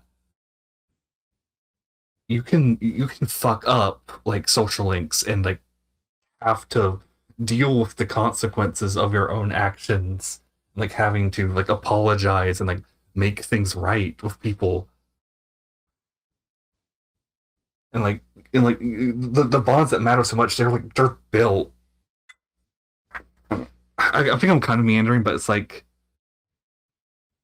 you're kind of understanding me. Like there's like a very concerted effort, like what it's trying to do and like why things are the way they are, and then this just makes a formula sort of applied without context Yeah, into like different kinds of stories. yeah, like if I may continue your point because I totally get what you're saying here. Even the like limited time mechanic, like the calendar, that has been dragged into every single other game. As much as I get that it's kind of like become iconic with Persona, like the time management, I will be honest here. I think for every single other game besides Persona 3, it doesn't make any fucking sense. I don't think it's any bit sensible. Like, if anything, it stresses you the fuck out in every single other game, even with Persona 5 telling you to take your time. Because, well, in Persona 3, it's to add tension and to make sure that you think about every single one of your interactions to make the most of your time. In Persona 4, in Persona 5, do you know what it adds? Fuck all. It just makes you stress the fuck out. It makes you get out a guide. It makes you farm social links and social stats as optimally as possible to make sure that you get the most bang for your buck, even if it doesn't make any fucking sense for that game. In Persona 5, I get it that you're supposed to be stressed the fuck out because you are on borrowed time. You are going to fucking die at the end of Persona 3. Why the fuck do I still feel stressed out as I did in Persona 3 in 4 and 5? I don't get it. I sincerely don't get why this is seen as necessary at this point. I wish it was gone at this point. And it's another thing where you just kind of start to hate the original progenitor, not even for doing anything bad, just for giving everyone else a bad idea. I talked about it like last episode with Saw, where Saw had this just bad influence on every single other horror movie, and I think Persona 3 just had a bad influence on not just Personas afterwards, but just a lot of other games that tried to like emulate Persona 3. Does that make any sense? I'm thinking of Conception right now of a certain good old Caligula effects. Oh god. I have never played Fire Emblem. Do you remember? Do you know about Conception? Isn't that weird RPG where like your equivalent of demons are like your kids that you have with people? Yeah. You have magic sex of girls to create child soldiers. Yes. That sounds like the Pokemon child soldiers. That sounds like a bad plotline out of like a Metal Gear Solid spinoff. I wish. I fucking wish. No, it's still harem anime. It's not even like kind of like realizing how edgy that is. It's just harem anime. I've tried playing it. It's not good. It's the worst version. It is the worst possible version of what it is. I can imagine it just from the sound alone. Just from its anime adaptation is like an infamously bad anime. Oh god, I can talk about infamously bad like adaptations of anime all fucking day. I willingly that could be a fun fucking episode. I watched the entirety of the Corpse Party anime. Oh god, I am realizing like we are going to need to like at least in like devote like the last hour or so just Shin Megami Tensei 5. Like if there's a one game we actually had to go in depth in, it's 5. Oh yeah, for sure. It's just then let's wrap this up and then I will just be on a short break because like okay. Persona is an amazing series, in my humble opinion. It's an amazing series, but also I think genuinely, sadly, it bungles itself in a lot of things that I find very vital in like JRPGs. As much as I know that JRPGs are tend to have like very grindy elements and stuff, I don't enjoy what Persona has become after 3. Even when I understand that Persona 3 had like a certain vision that it went for, I don't like the calendar system. I don't like, frankly, the bullshit about queer people in a series that prides itself on like including the misfits and like just the weirdest parts of society as your friends, because it grabs people from all walks of life. Gosh, it sure is frustrating when previous game in the series got it correct. Yeah. Frankly, it's baffling to me that it went so bad, considering that Persona 2 had a gay relationship that was pretty lovely. And not to even mention, I love those two little gays. Not to even mention just like, and I understand this is gonna piss off a lot of people. Like, besides Persona 3, which makes sense because you're not really friends, you're just you're just co-workers that become friends if you try to befriend them. The Persona 4 and 5 cast, as diverse and as nice and as cool and different and unique as they all are, they kind of fucking suck. I genuinely don't think I can take it seriously that the people in Persona 4 the investigation team are friends. Especially with what's his fucking face? Give me a second. Oh, what do you mean? Are you saying that Yosuke isn't like totally your favorite person in the world? Are you saying that maybe maybe Yosuke just like mocking the guy who's like trying to like come to grips with his own like sexuality and like masculine like identity just isn't really like is just constantly like taunting him and just like ridiculing him like isn't someone you want to be friends with. You don't like Yosuke? Is that what you're telling me? Yosuke sucks. Goro Akechi is basically the Persona 5 equivalent of Yosuke. I hate that they are in the games, and they legitimately ruin the entire experience for me. I hate Yosuke, and every single other friend group besides investigation team, for some reason, would have fucking beaten their head in after a while. Legitimately, I hate Yosuke. I genuinely hate Goro Akechi. I find both of them annoying as individuals. Just so incredibly bland, besides just being grating to the soul. And I don't get people who like Yosuke and Goro Akechi. You kind of like you kind of had that like for some reason where like I fucking hate like Junpei's guts in like the beginning because he's like if you're like a boy if you're a guy he's like, oh, why are you the leader? I want to be the he wants to be the big man. It's everything's all about this like fragile fucking ego. Or like if you're a girl, he's just a fucking sex big shit. Amazing. But like but like he actually like grows as a fucking person is like the thing.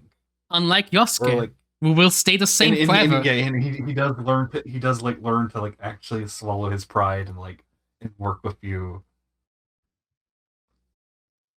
I legitimately, without really protest. legitimately, I think every single person who says that Yosuke is like their favorite character in Persona 4 should be put on a fucking watch list. Really? Are you really doing this? Okay, what about the people who what about the people who enable the mods so that that just enables the old the cut dialogue of him confessing to you and being gay? That Yosuke can stay because he learns his fucking lesson. That one has character development. I'm sad. I'm sad that got cut. I want that. I want that Yosuke. I want our homophobic gay boy Yosuke. Yeah, he gets We're away so because loving homophobic. he's gay. Yosuke, that's the line I'm drawing here. Yosuke as a straight boy is boring because he's just every single he's just the average male teenager. If Yosuke is gay, at least he has one unique defining character trait. And with that, I will take like a 5 minute break. I need to go to the toilet. Okay.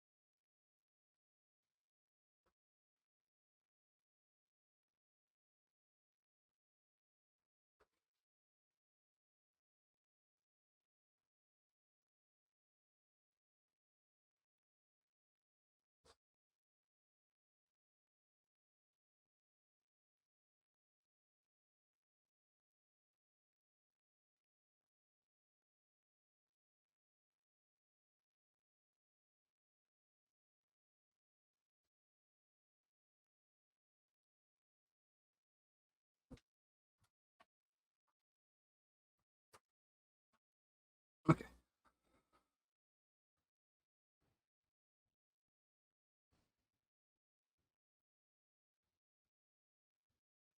Oh, sorry. No. It's just we were taking a break.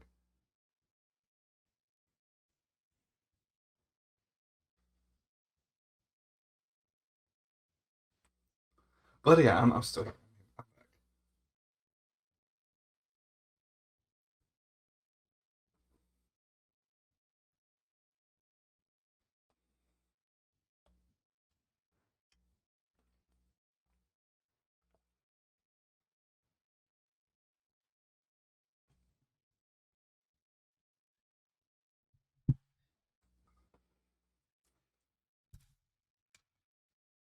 And the 5-minute break is over. Oh, come on. Do I need to add more hoes? Oh, okay. Give me a second. I'm adding more hoes. Are the hoes mad?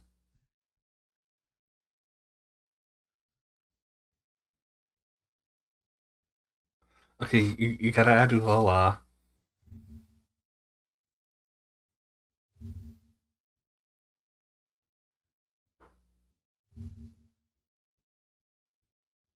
And now I got you in the spider ladies. No, no. Give me a second. This is gonna be really funny. Okay. Uh, but yeah, SMT5. Where do we begin?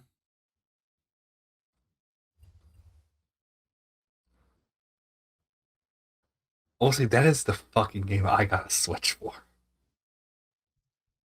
Yeah, makes sense. Makes sense. And it was the game that like God, I had to wait like how I had to wait to like the middle of the lifespan. It was still fucking worth it to me. Like it was.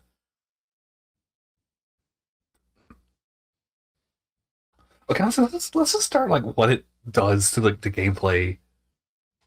Because initially I was kind of skeptical. Like it took me a while to sort of really warm up to it. I mean, if I'm gonna be honest, Mm-hmm.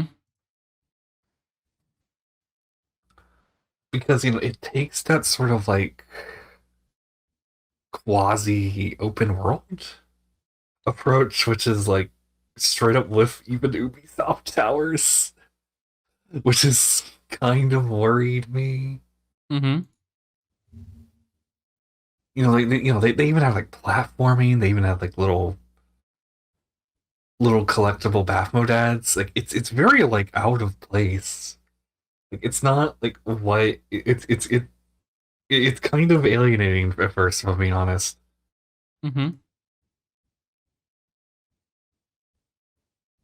And it fucking works. Indeed. Indeed. Like it works like the exploration is just like is like something the levels of exploration like it's just not really like kind of what you've seen from like a lot of the franchise. Like you did have it in the first like SMT1. Mm-hmm. Actually, it's kind of going back to SMT1 where like that one did have a lot of stuff you could really do out of order. It had like a much larger kind of world into it.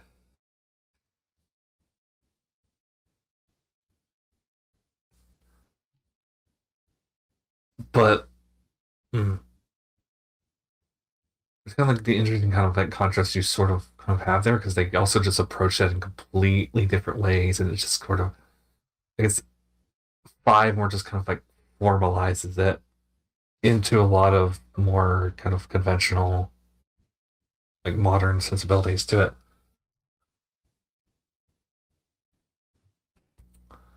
But I think what really just makes it work for me is just a lot. It's just it really kind of emphasizes what I love about the core kind of loop SMT, Mm-hmm.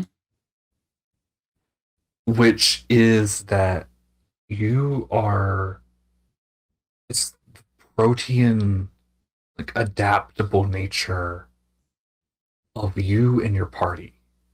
Mm-hmm. Is that like, demons are expendable. They are disposable. They're like it's not like Pokemon. You don't have your favorites. You don't have your team. I mean, you can, but like what's kind of really encouraged is that like you use whatever get you through the situation, and you can craft what you need for the situation. You work for it. You build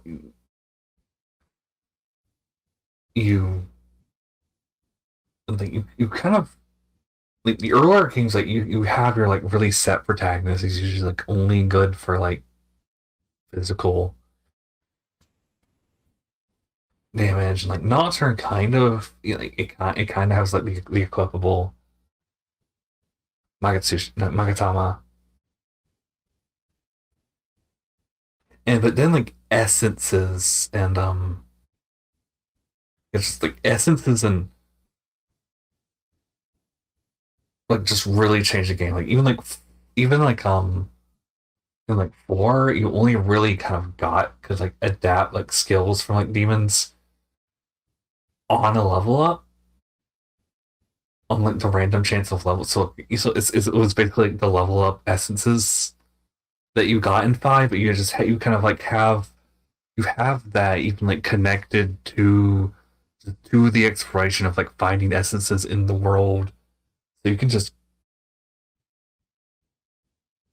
it's like so you know you are just completely just utterly like, encouraged like to kind of explore and just build yourself up and like diversify. Like, it's kind of like something that's not really it's just really just you don't really find in another JRPG, and especially not like any of its like other contemporaries for like monster raising collecting.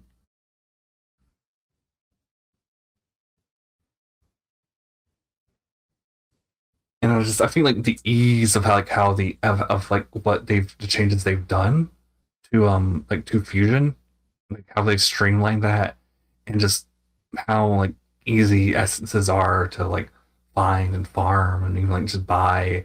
It's really just it just really makes it like seamless and like easy just build toward like like anything you need, which also just kind of like works really great with like how they've kind of changed it before where like bosses are everywhere. There's hundreds of them here because that's like such the exciting part of of the franchise. You aren't really there's just more like memorable like challenging random battles in this franchise than like most, but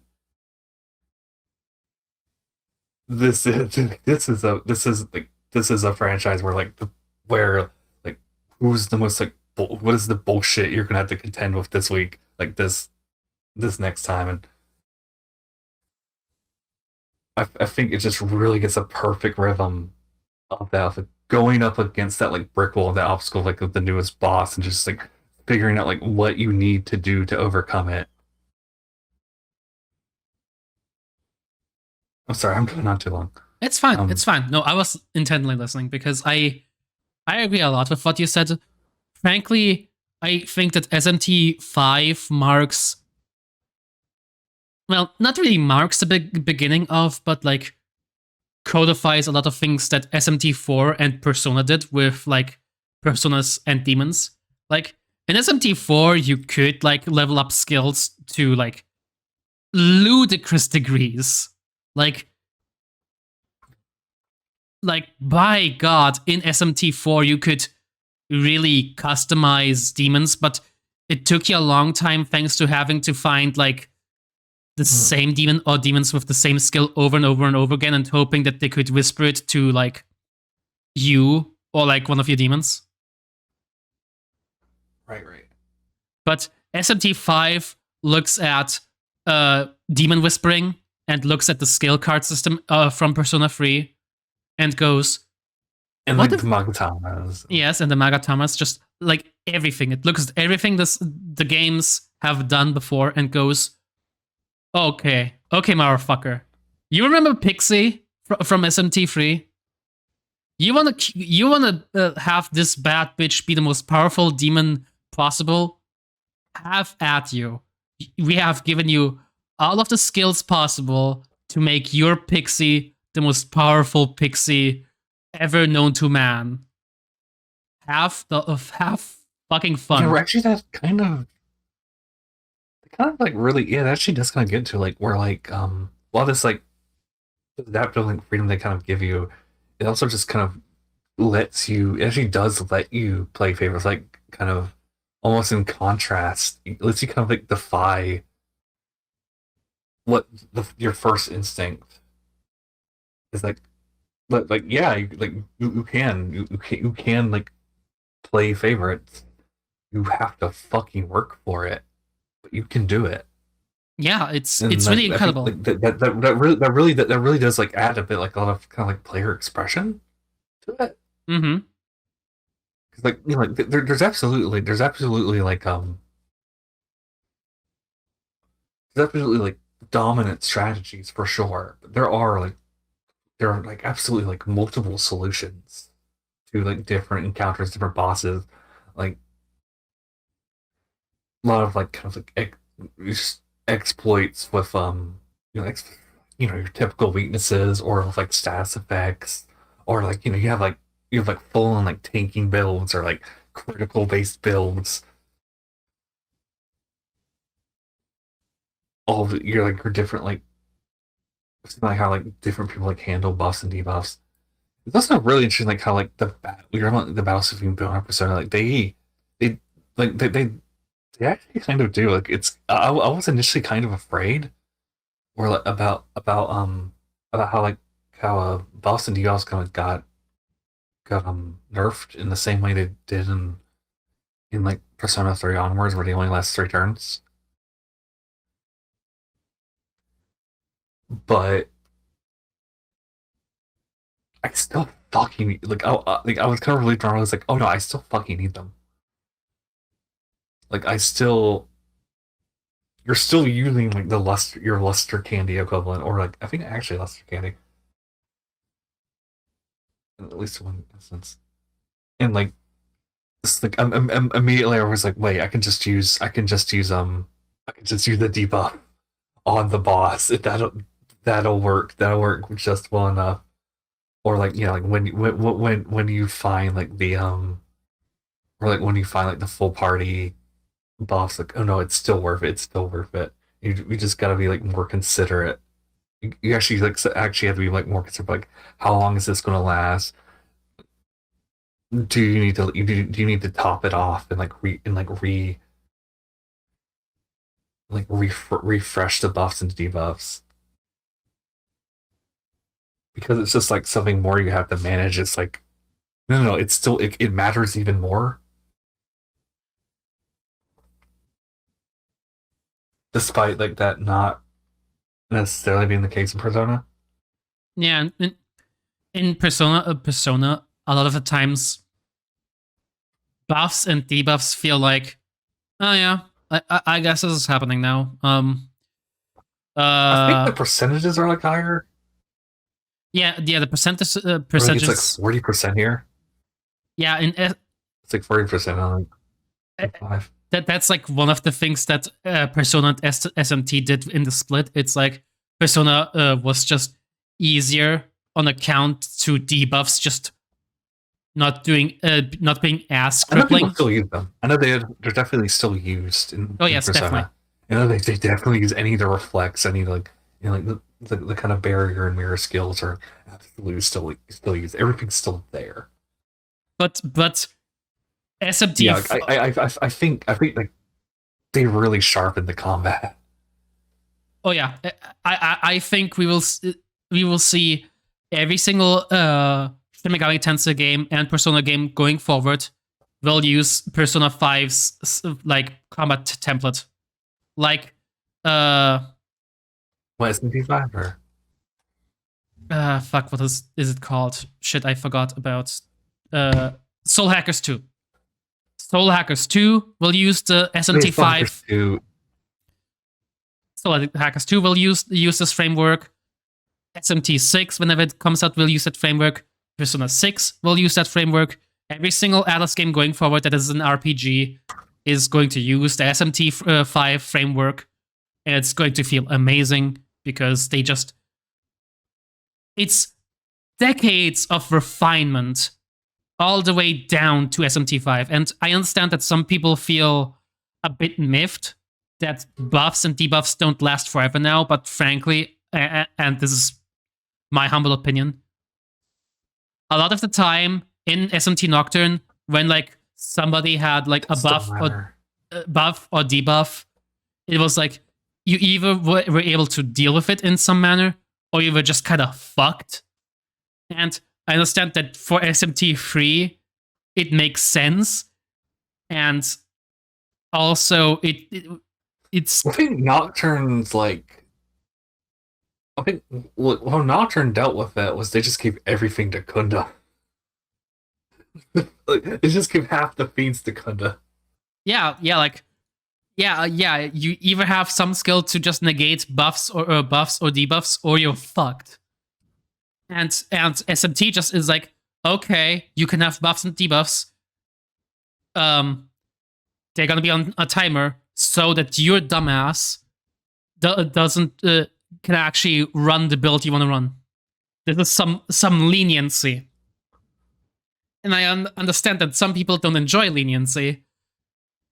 We just have to look at the conversation about difficulty whenever Dark Souls brings out a new installment.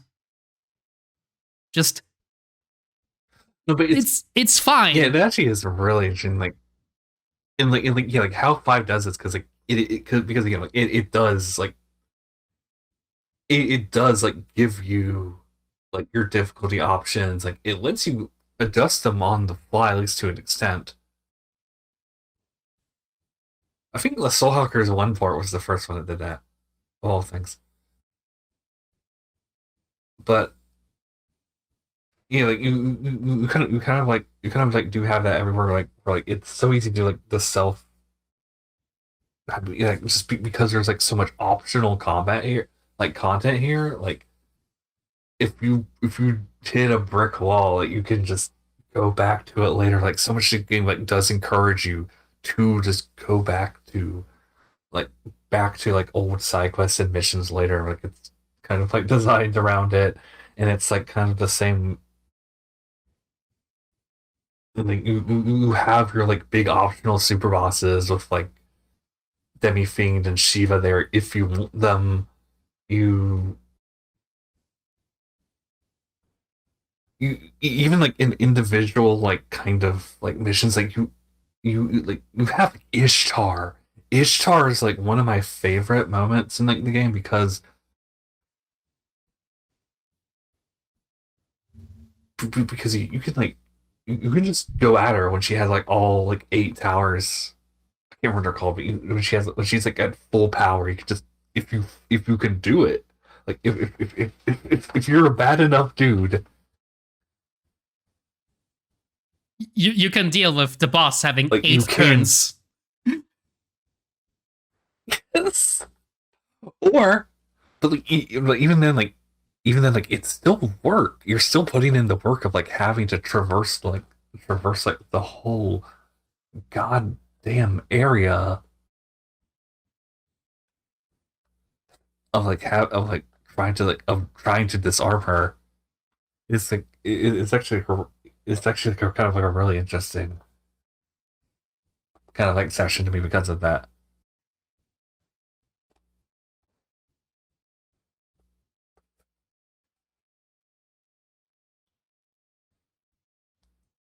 And another thing that I frankly think that SMT is going to now have done for the entire series is that every single game going forward will have this level of customization in terms of like just how your party is like, which frankly fucking amazing. The fact that I can make that if I feel like it, if I want to do the shits and giggles thing, I can give my pixie the Beelzebub resistances, which is basically everything. Hell, I could, if I wanted to, for shits and giggles, I can give her the fucking Demi Fiend resistances. Just for shits and giggles. And besides, what was it called? 75 Demi Fiend skills. Chaotic Will. Besides like Chaotic Will, I could give Pixie basically all of the Demi Fiend's skills. Because the game is just so open that I can do it. I could do nothing but spend the next like 60 hours just getting my Pixie to They base. kind of show you that Or like one of the final absences is just like it is just like the level of like 99 versions of the first enemies you fight in the game. Yeah, which And they're like 40 levels ahead of you, which is beautiful. exactly. It's so cool. It's It's so like cool. it's one of my favorite fights because it's a puzzle. It's 100% a puzzle. And like I kind of like I think I've kind of went over before, but like that is like that honestly just really is just what I kind of love about the combat and like SMTs and Shin Megami Tensei specifically. It's just because of like how much like it's just like just how much of like of this combat system is like problem solving is this kind of like puzzle. But like, it's like never on like display more than it is in that like in that one absence fight.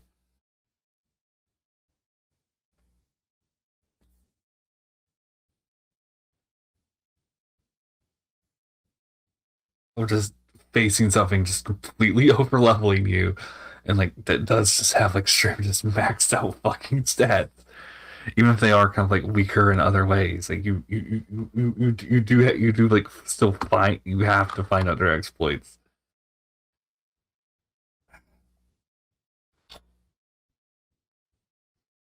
But what you were getting like it really yeah you kind of are getting at like kind of all eyes are on Soul Hackers too because like even if it's like it is kind of like based on like a pre-existing spin-off, but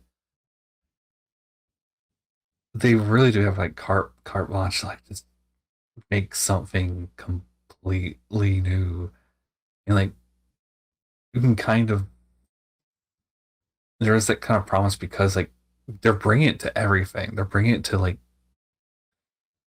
Xbox or bringing it to PC like on Steam. I don't know. I think Epic too. I can't remember. But yeah, like they're trying to like open this series up more for like newcomers and like like on platforms like they haven't really catered to before. And like yeah, they're clearly like they are clearly like establishing this as its own thing, which is like kind of interesting because we broke away from like Shin Megami Tensei spin-offs. Like the last big one was like you had you had your like Devil Survivor and your Strange Journey, but like that was on the DS. The whole for like a whole generation, all of the spin-offs were like just Persona. It was just like your Persona dancing. It was just your Persona Arena. It was your Persona Q. And now it's like oh god, we're finally back. We're like they actually want to kind of experiment and like with the formula of this franchise again instead of just focusing on like here are the characters that you love and are going to buy merchandise of in this new genre. You will buy the Yosuke Figma. You have no choice in this matter. You will buy the Figma of this white bread of a person. You will buy the Kawakami figurine. You will buy the statue. God, You will buy the marketable plushie of Morgana. God, I hate Morgana Of the so fucking Synth Cat. much. God, I hate that cat so much. Go fuck yourself, Morgana. Like genuinely, I never wanted to tell a cat so much to shut the fuck up because usually I love cats, but Yeah. Usually, no. He's a cat boy. See, like you date cat girls. ah, I see now. I see now. That's the issue. Yeah, just I am excited for this new direction, even if, by God, I swear, Atlas. Look, I guess partially because it's the unknown. Because it's the unknown, I can project whatever I want to onto it. Exactly. We fucking know nothing. And Atlas can do everything currently. They can do everything entirely because they have gotten the systems down, and they are now in. Yeah, and just kind of because like SMT5 is like the best selling SMT game, and like SMT and like Persona like 5 was like, I'd argue it's like one of the biggest like JRPGs since Final Fantasy 7, just in terms of like being like the big kind of like breakout kind of like JRPG of like a generation that like got people into the genre that normally would not care about it. And like it does, and like both Final Fantasy 7 and Persona, and like Persona 5 did that for pure style. So, if Final anything, Fantasy 7, it was like FMVs, but you know, you get, yeah. frankly, in my humble opinion, with how things are going, we're going to see Atlas make a the most stylish motherfucking JRPGs ever. And that's Yeah, I guess. so cool. Really. Yeah, I guess yeah, that really does just kind of put a lot onto like soul hackers too here, and that like yeah, you do have these like big breakthrough things for like Megaten that like are they're really like they're like leading somewhere.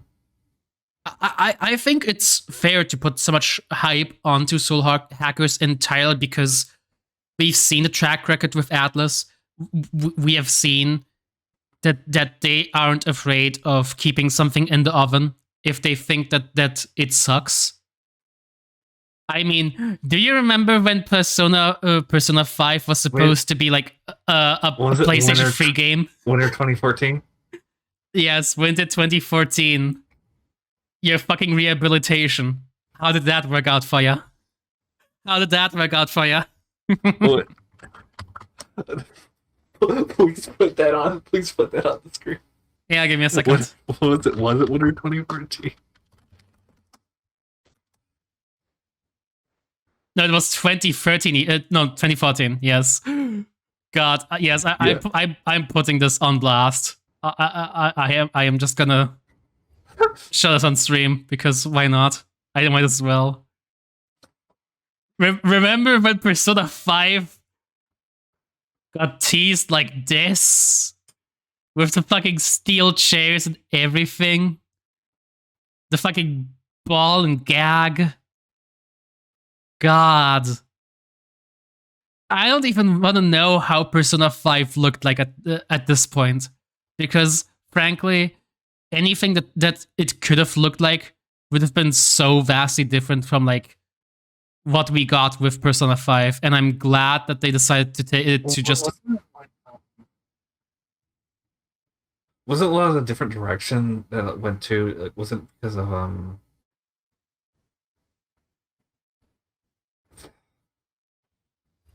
this was like natural disasters and such. I don't remember. I genuinely don't remember.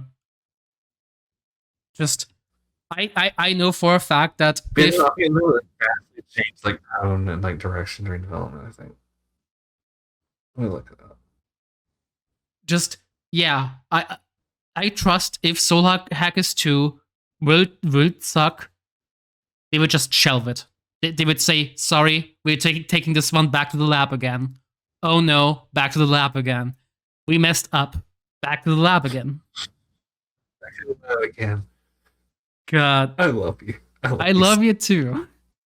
Just, yeah, they would take it back entirely to make sure that it meets their standards of quality because Atlas takes the time with this shit. They are at the top of the world when it comes to JRPGs. They are the golden standard that people have to reach, which they might not be as popular as Pokemon. They might not be as popular as like Final Fantasy or any other like RPG. But by God, in terms of quality, like in gameplay terms, I, Yeah. Let's see. We're going to ignore the transphobia and transphobic cuber and just focus on the cuber. yeah. It's we are not talking about the story So here. I'm talking about Catherine. I'm talking about Catherine. We are not talking about Catherine because God, I And I just had to make the illusion because it was. And that's just like the epitome of like, no, we're not going to talk about the fucking story. God, I swear. I feel But genuinely like, do we want to talk about the story? Oh, sorry, did he? Catherine You could feel have been genuine. so good. Catherine could have been so good if they just didn't. Seriously, Catherine could have been. It was five. Just did It it. was. It was. It was literally like two tiny decisions. You might even say that a single choice just upended the entire thing. They could have at least, God, they could have at least given Erica the right name in the credits. Yeah, that's the thing. They made it more transphobic in it was supposed to be the fix-it version with like the second version of Catherine, but no, they doubled down on it, and it's like, why? Come on! The entire point is that you made it less transphobic, and you just add more to it. Why would you do that? Why would you do that? Anyway, we sorry, were we on to something else or like do we actually want to talk about Shin Megami Tensei 5 story? Shin Megami 5 story, honestly, it's a repeat of Nocturne, but sadly, mm, I do have to say that I don't think it does it quite as well as Nocturne did it. But I still think that it's extraordinarily good gameplay, like to the point where the somewhat meh story is brought up entirely because just how the gameplay reinforces and just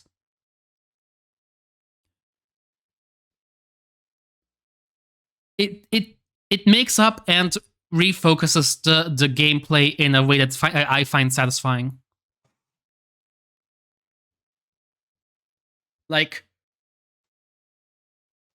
just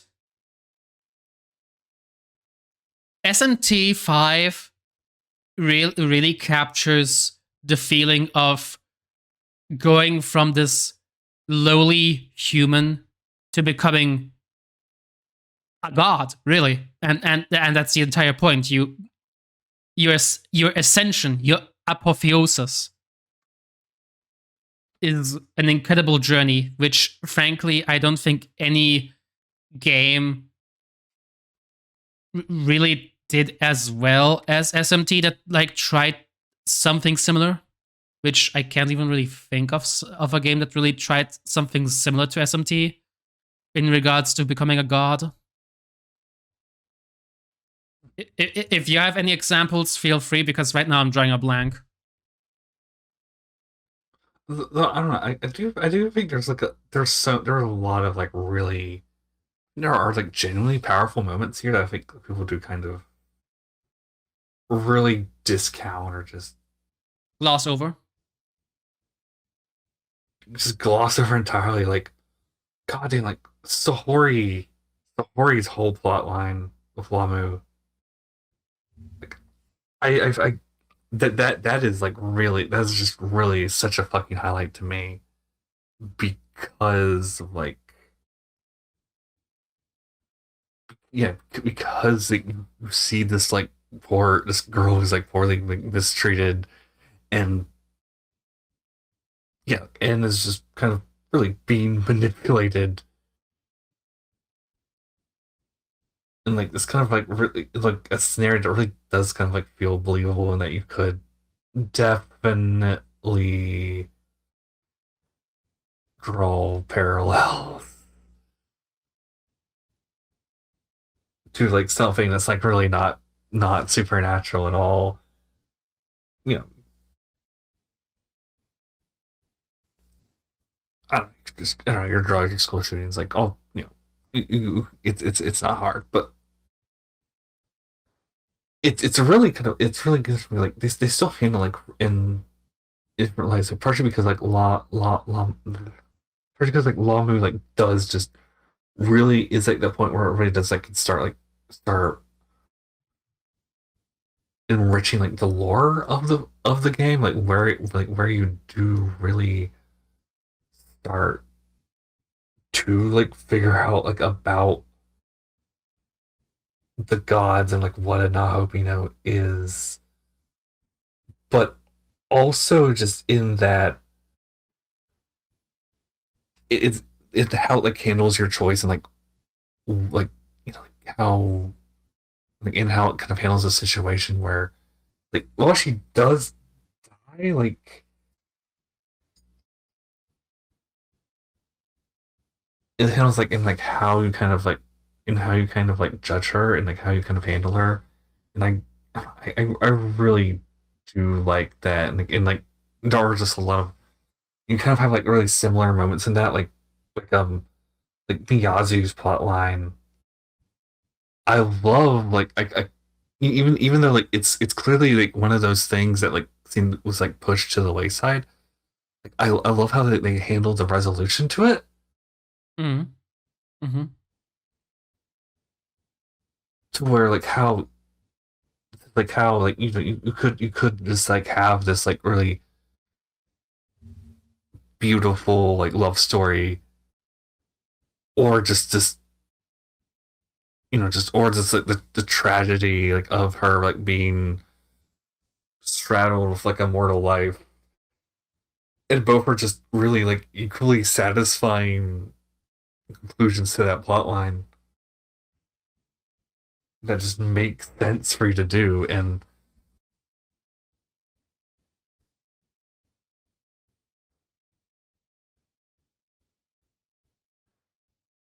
okay we gotta talk about our boy.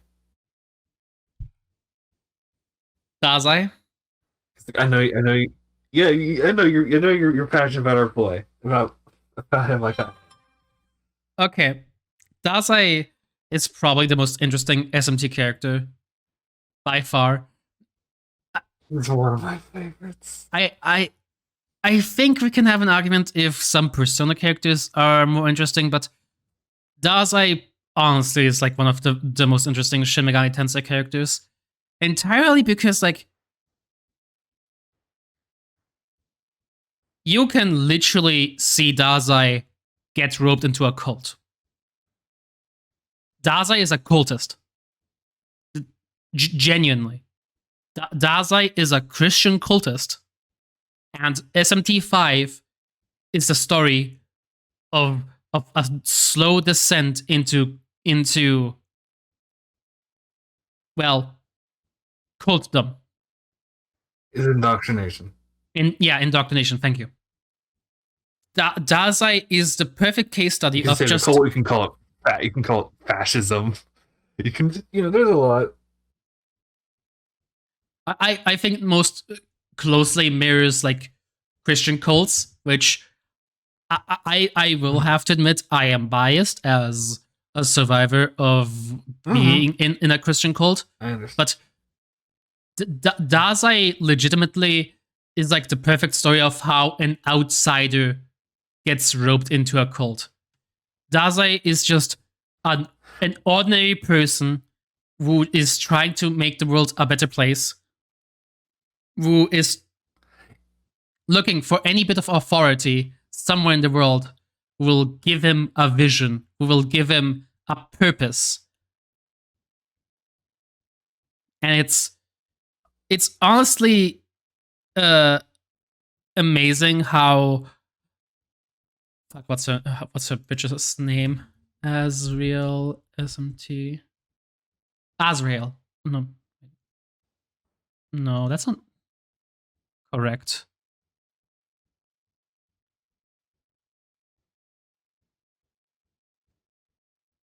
You mean Avia?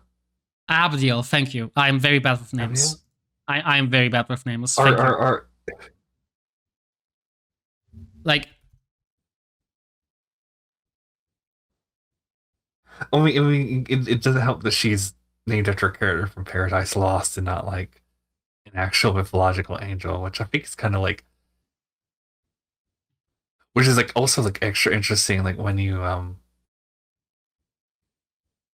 with like the whole kind of like theory about like the demons in these games being kind of like like pop, yeah, like of being part of like the collective consciousness of humans, of like being the mythology we create, and like it's like why it's like why Algami takes on like the look of like of like of Superman, like or of of your like tokusatsu hero, like a superhero instead of like a traditional like idea of a god, because that is our new like our modern idea of like a godly being, much like Abdiel is like a cultural, like fictional cultural idea of an angel. yeah, Abdiel is the idea of an angel, and I think that's very interesting because it fits into the indoctrination theory I'm setting up here. Because a lot of Christian cults will not really create whole cloth, but will supplement the actual Bible with a lot of their like created lore, their created canon, create angels, demons, stories that are wholly fictitious, made up, sometimes taken straight from like fictional books, entirely for the matter of just reinforcing their beliefs. Because a lot of the times, even with the Bible being as vague as it is, uh, they will try to add things to justify their view of the world. And Abdiel has a specific view of the world. Abdiel genuinely believes that free will is a mistake. The only thing that is righteous is following the will of God. Even with God dead, we have to abide by his laws because he said so when he was in power. Even with God dead, we cannot leave God. And that is incredibly interesting. Really. Because it combines both just the fact that a lot of the time doomsday cults will create their own lore, but also even with a doomsday cult being like proven wrong, they're going to still believe entirely because the entire framework makes it harder for them to just think logically about their beliefs and reevaluate those beliefs and maybe even discard beliefs they held previously. They cannot do that because the cult. Oh, sorry. You first. I was gonna say it also turns like the abstract god into like just directly into this the status quo and the beliefs that you were, like the unflinching like beliefs that you were made, that you were grown up into. Exactly. Exactly. It's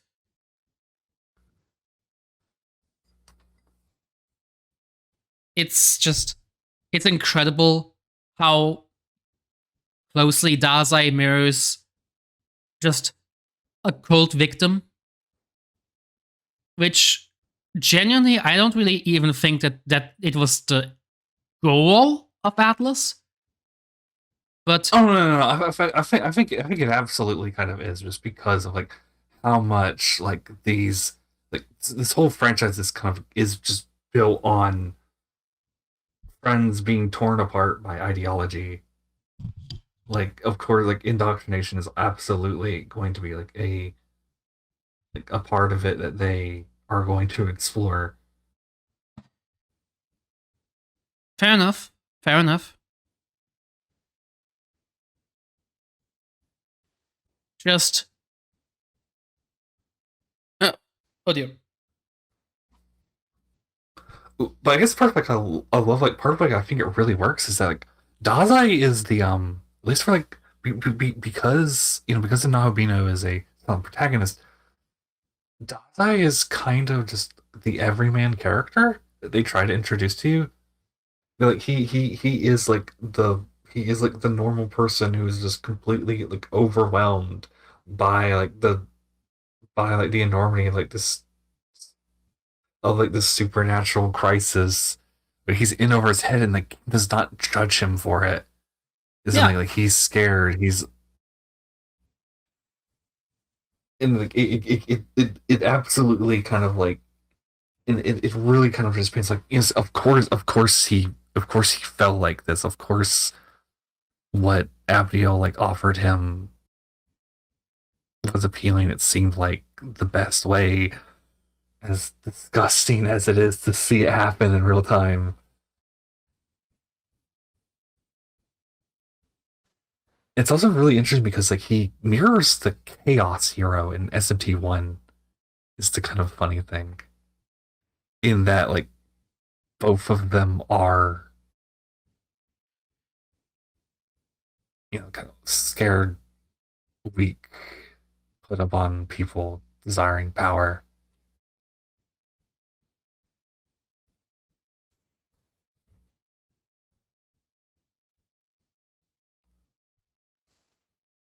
I think it's I do think it's really interesting because you are correct because you are correct that Daze is an everyman, and it reinforces the idea that anyone can fall down the same path that Daze did entirely because he acts like an actual normal human being.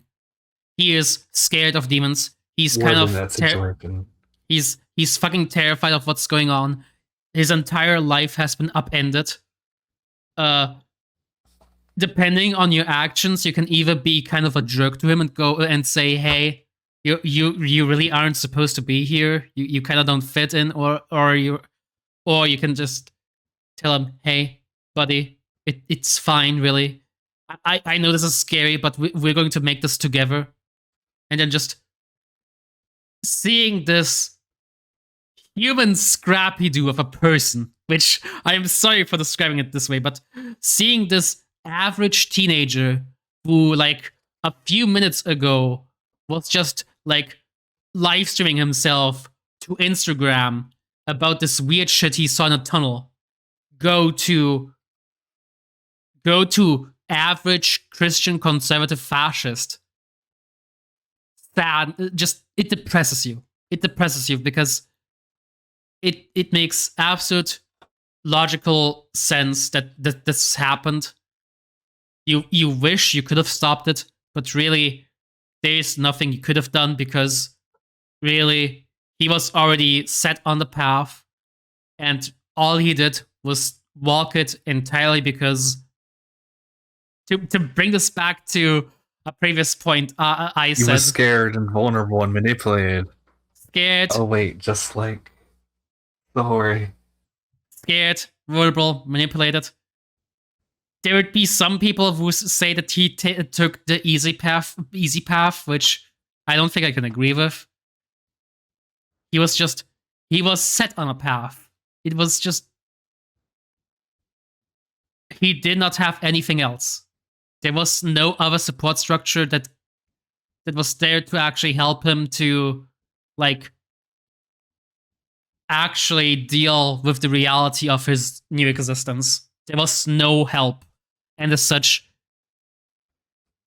people when they have Even what was there, yeah, even what was there was not great. So even what was there was just goading him on.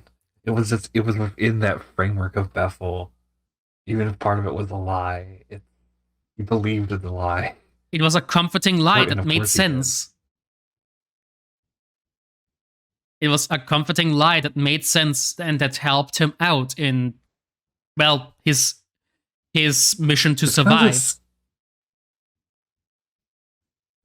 it's almost like kind of like the more it's even kind of like kind of scarier in that like there's even after like his full like transformation, there's still like parts of him that like you kind of like you still that there is like a kind of like catharsis in like just seeing him kind of gaining confidence, even it's like maybe like a bit like ridiculous when he slips his hair back, even if it's like you kind of have that like it's that mixture of like the kind of catharsis and just pure fear at like what he's become, or the kind of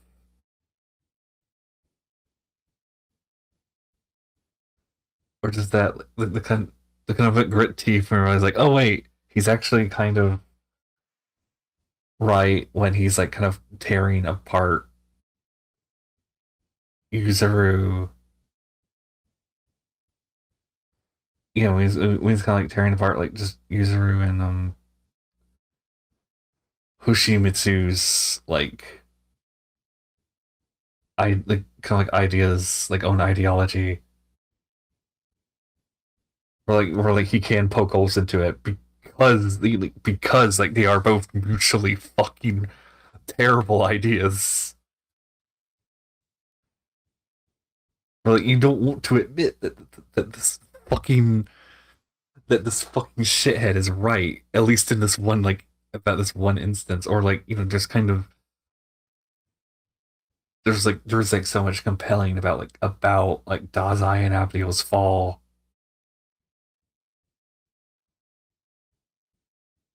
like, where they are just where they are like committing the greatest possible sin and just becoming the biggest possible hypocrites in order to achieve your goal. Literally sinning and becoming in Abdiel's eyes a demon entirely for the purpose of making sure that God's team is on top. Which I was like, it is such a satisfying fucking arc. It is Even a if really it's just satisfying horrifying arc. to behold. It really is. It really is.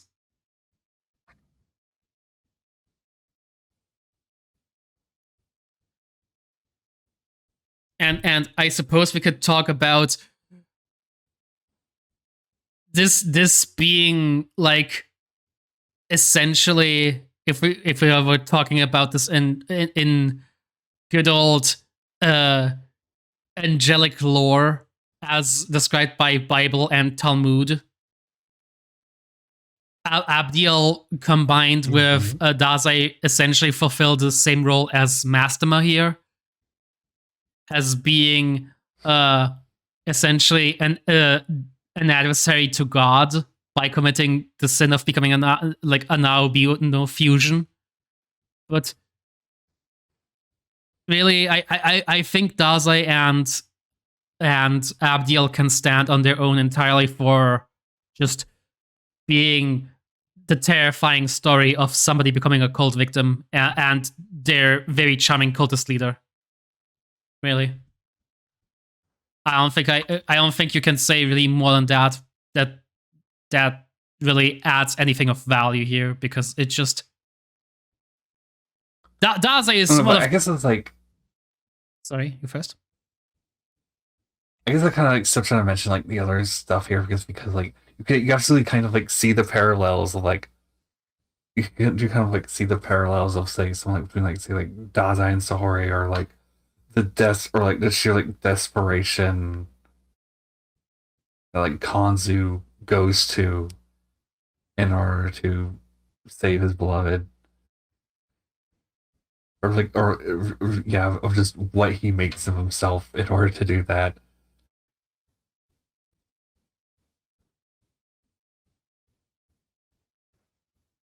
Like even if like I feel like even if there like absolutely are stuff that's like really like underutilized, like in probably content, probably restaurant content, like especially with like user or maybe or probably even Miyazi. Like I do think there's like stuff that is genuinely compelling here. Yeah, Hell, I think That does seem like really does come together. if there's one game that I think deserves like an extended edition, it's SMT5, really.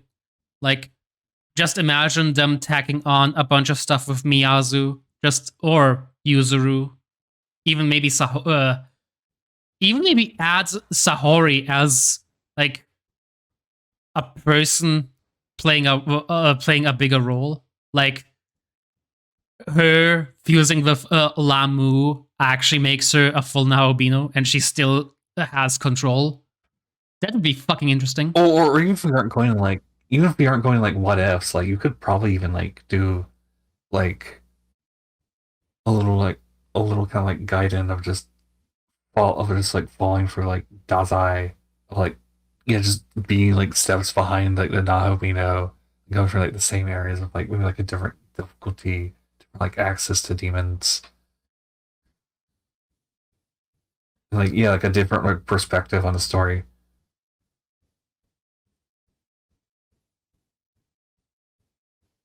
Okay, or like absolutely the same with Yuzuru, of like actually being in Yuzuru's shoes and like getting more of like his perspective would be really cool.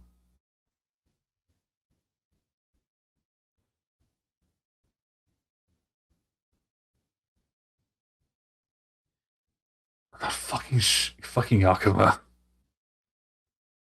Oh god, Yakumo. I feel so sad. I feel so conflicted about Yakumo because I expected him to be, fuck, what is his name again?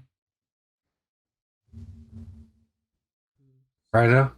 Yeah, I expected him to be like a descendant of Raido's. Like, if it's not Raido himself, it's like just like it's Raido Kuzunoa the 42nd. It's one down the line, but no, he's just like Wait, a yeah, form, they talk about like his mother being like a medium, but yeah, like it's not. He is not a Kusunoha. which is sad because like it could have been so cool if it was like a Kuzunoa, but well. SMT5 can I only do so remember even much. I remember that in the school they kind of they make a reference to Kamoshida. Huh. Interesting. Okay, they specifically say that there is a they specifically say that there's like the neighboring school has like a very like like a very like tough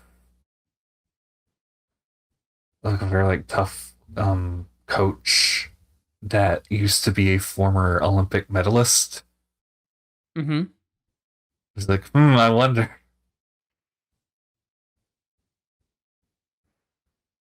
who that's supposed to make us think of. Oh fuck. Oh no. That's kind of that also just kind of like enforces like, oh yeah, this is the alternate timeline. The good old alternate timeline. This is many worlds. These are many worlds, many what ifs. I think though we've reached a good point to end it because frankly, it is getting late, ladies and gentlemen. The night It is is. the night has finally ended. At least the midnight hour has. And as always, my name is Miss Jackie Joy. And once again, joined by Summer to talk about the mess that is the Shin Megami Tensei games. Next time, maybe if I and my players get shit ready, we'll play Demon the Descent, which I'm pretty excited about. I am a big fan of the Chronicles of Darkness ever since I played Vampire the Requiem, and I want to play more of the tertiary games because I think they deserve a little bit of spotlight. And especially Demon the Descent is a pretty fun game, I think. Good night. And What I've read of it so far is fascinating. it's Good night. it's indeed really fucking fascinating, and I'm really excited And that's why I'm gonna stop the stream here because I need to get more shit ready. I need to. I am. Good night. Good night. I'm going to stuff my face into the Chronicles of Darkness rules book once again, reading it top to bottom to top, top to bottom. Until next time.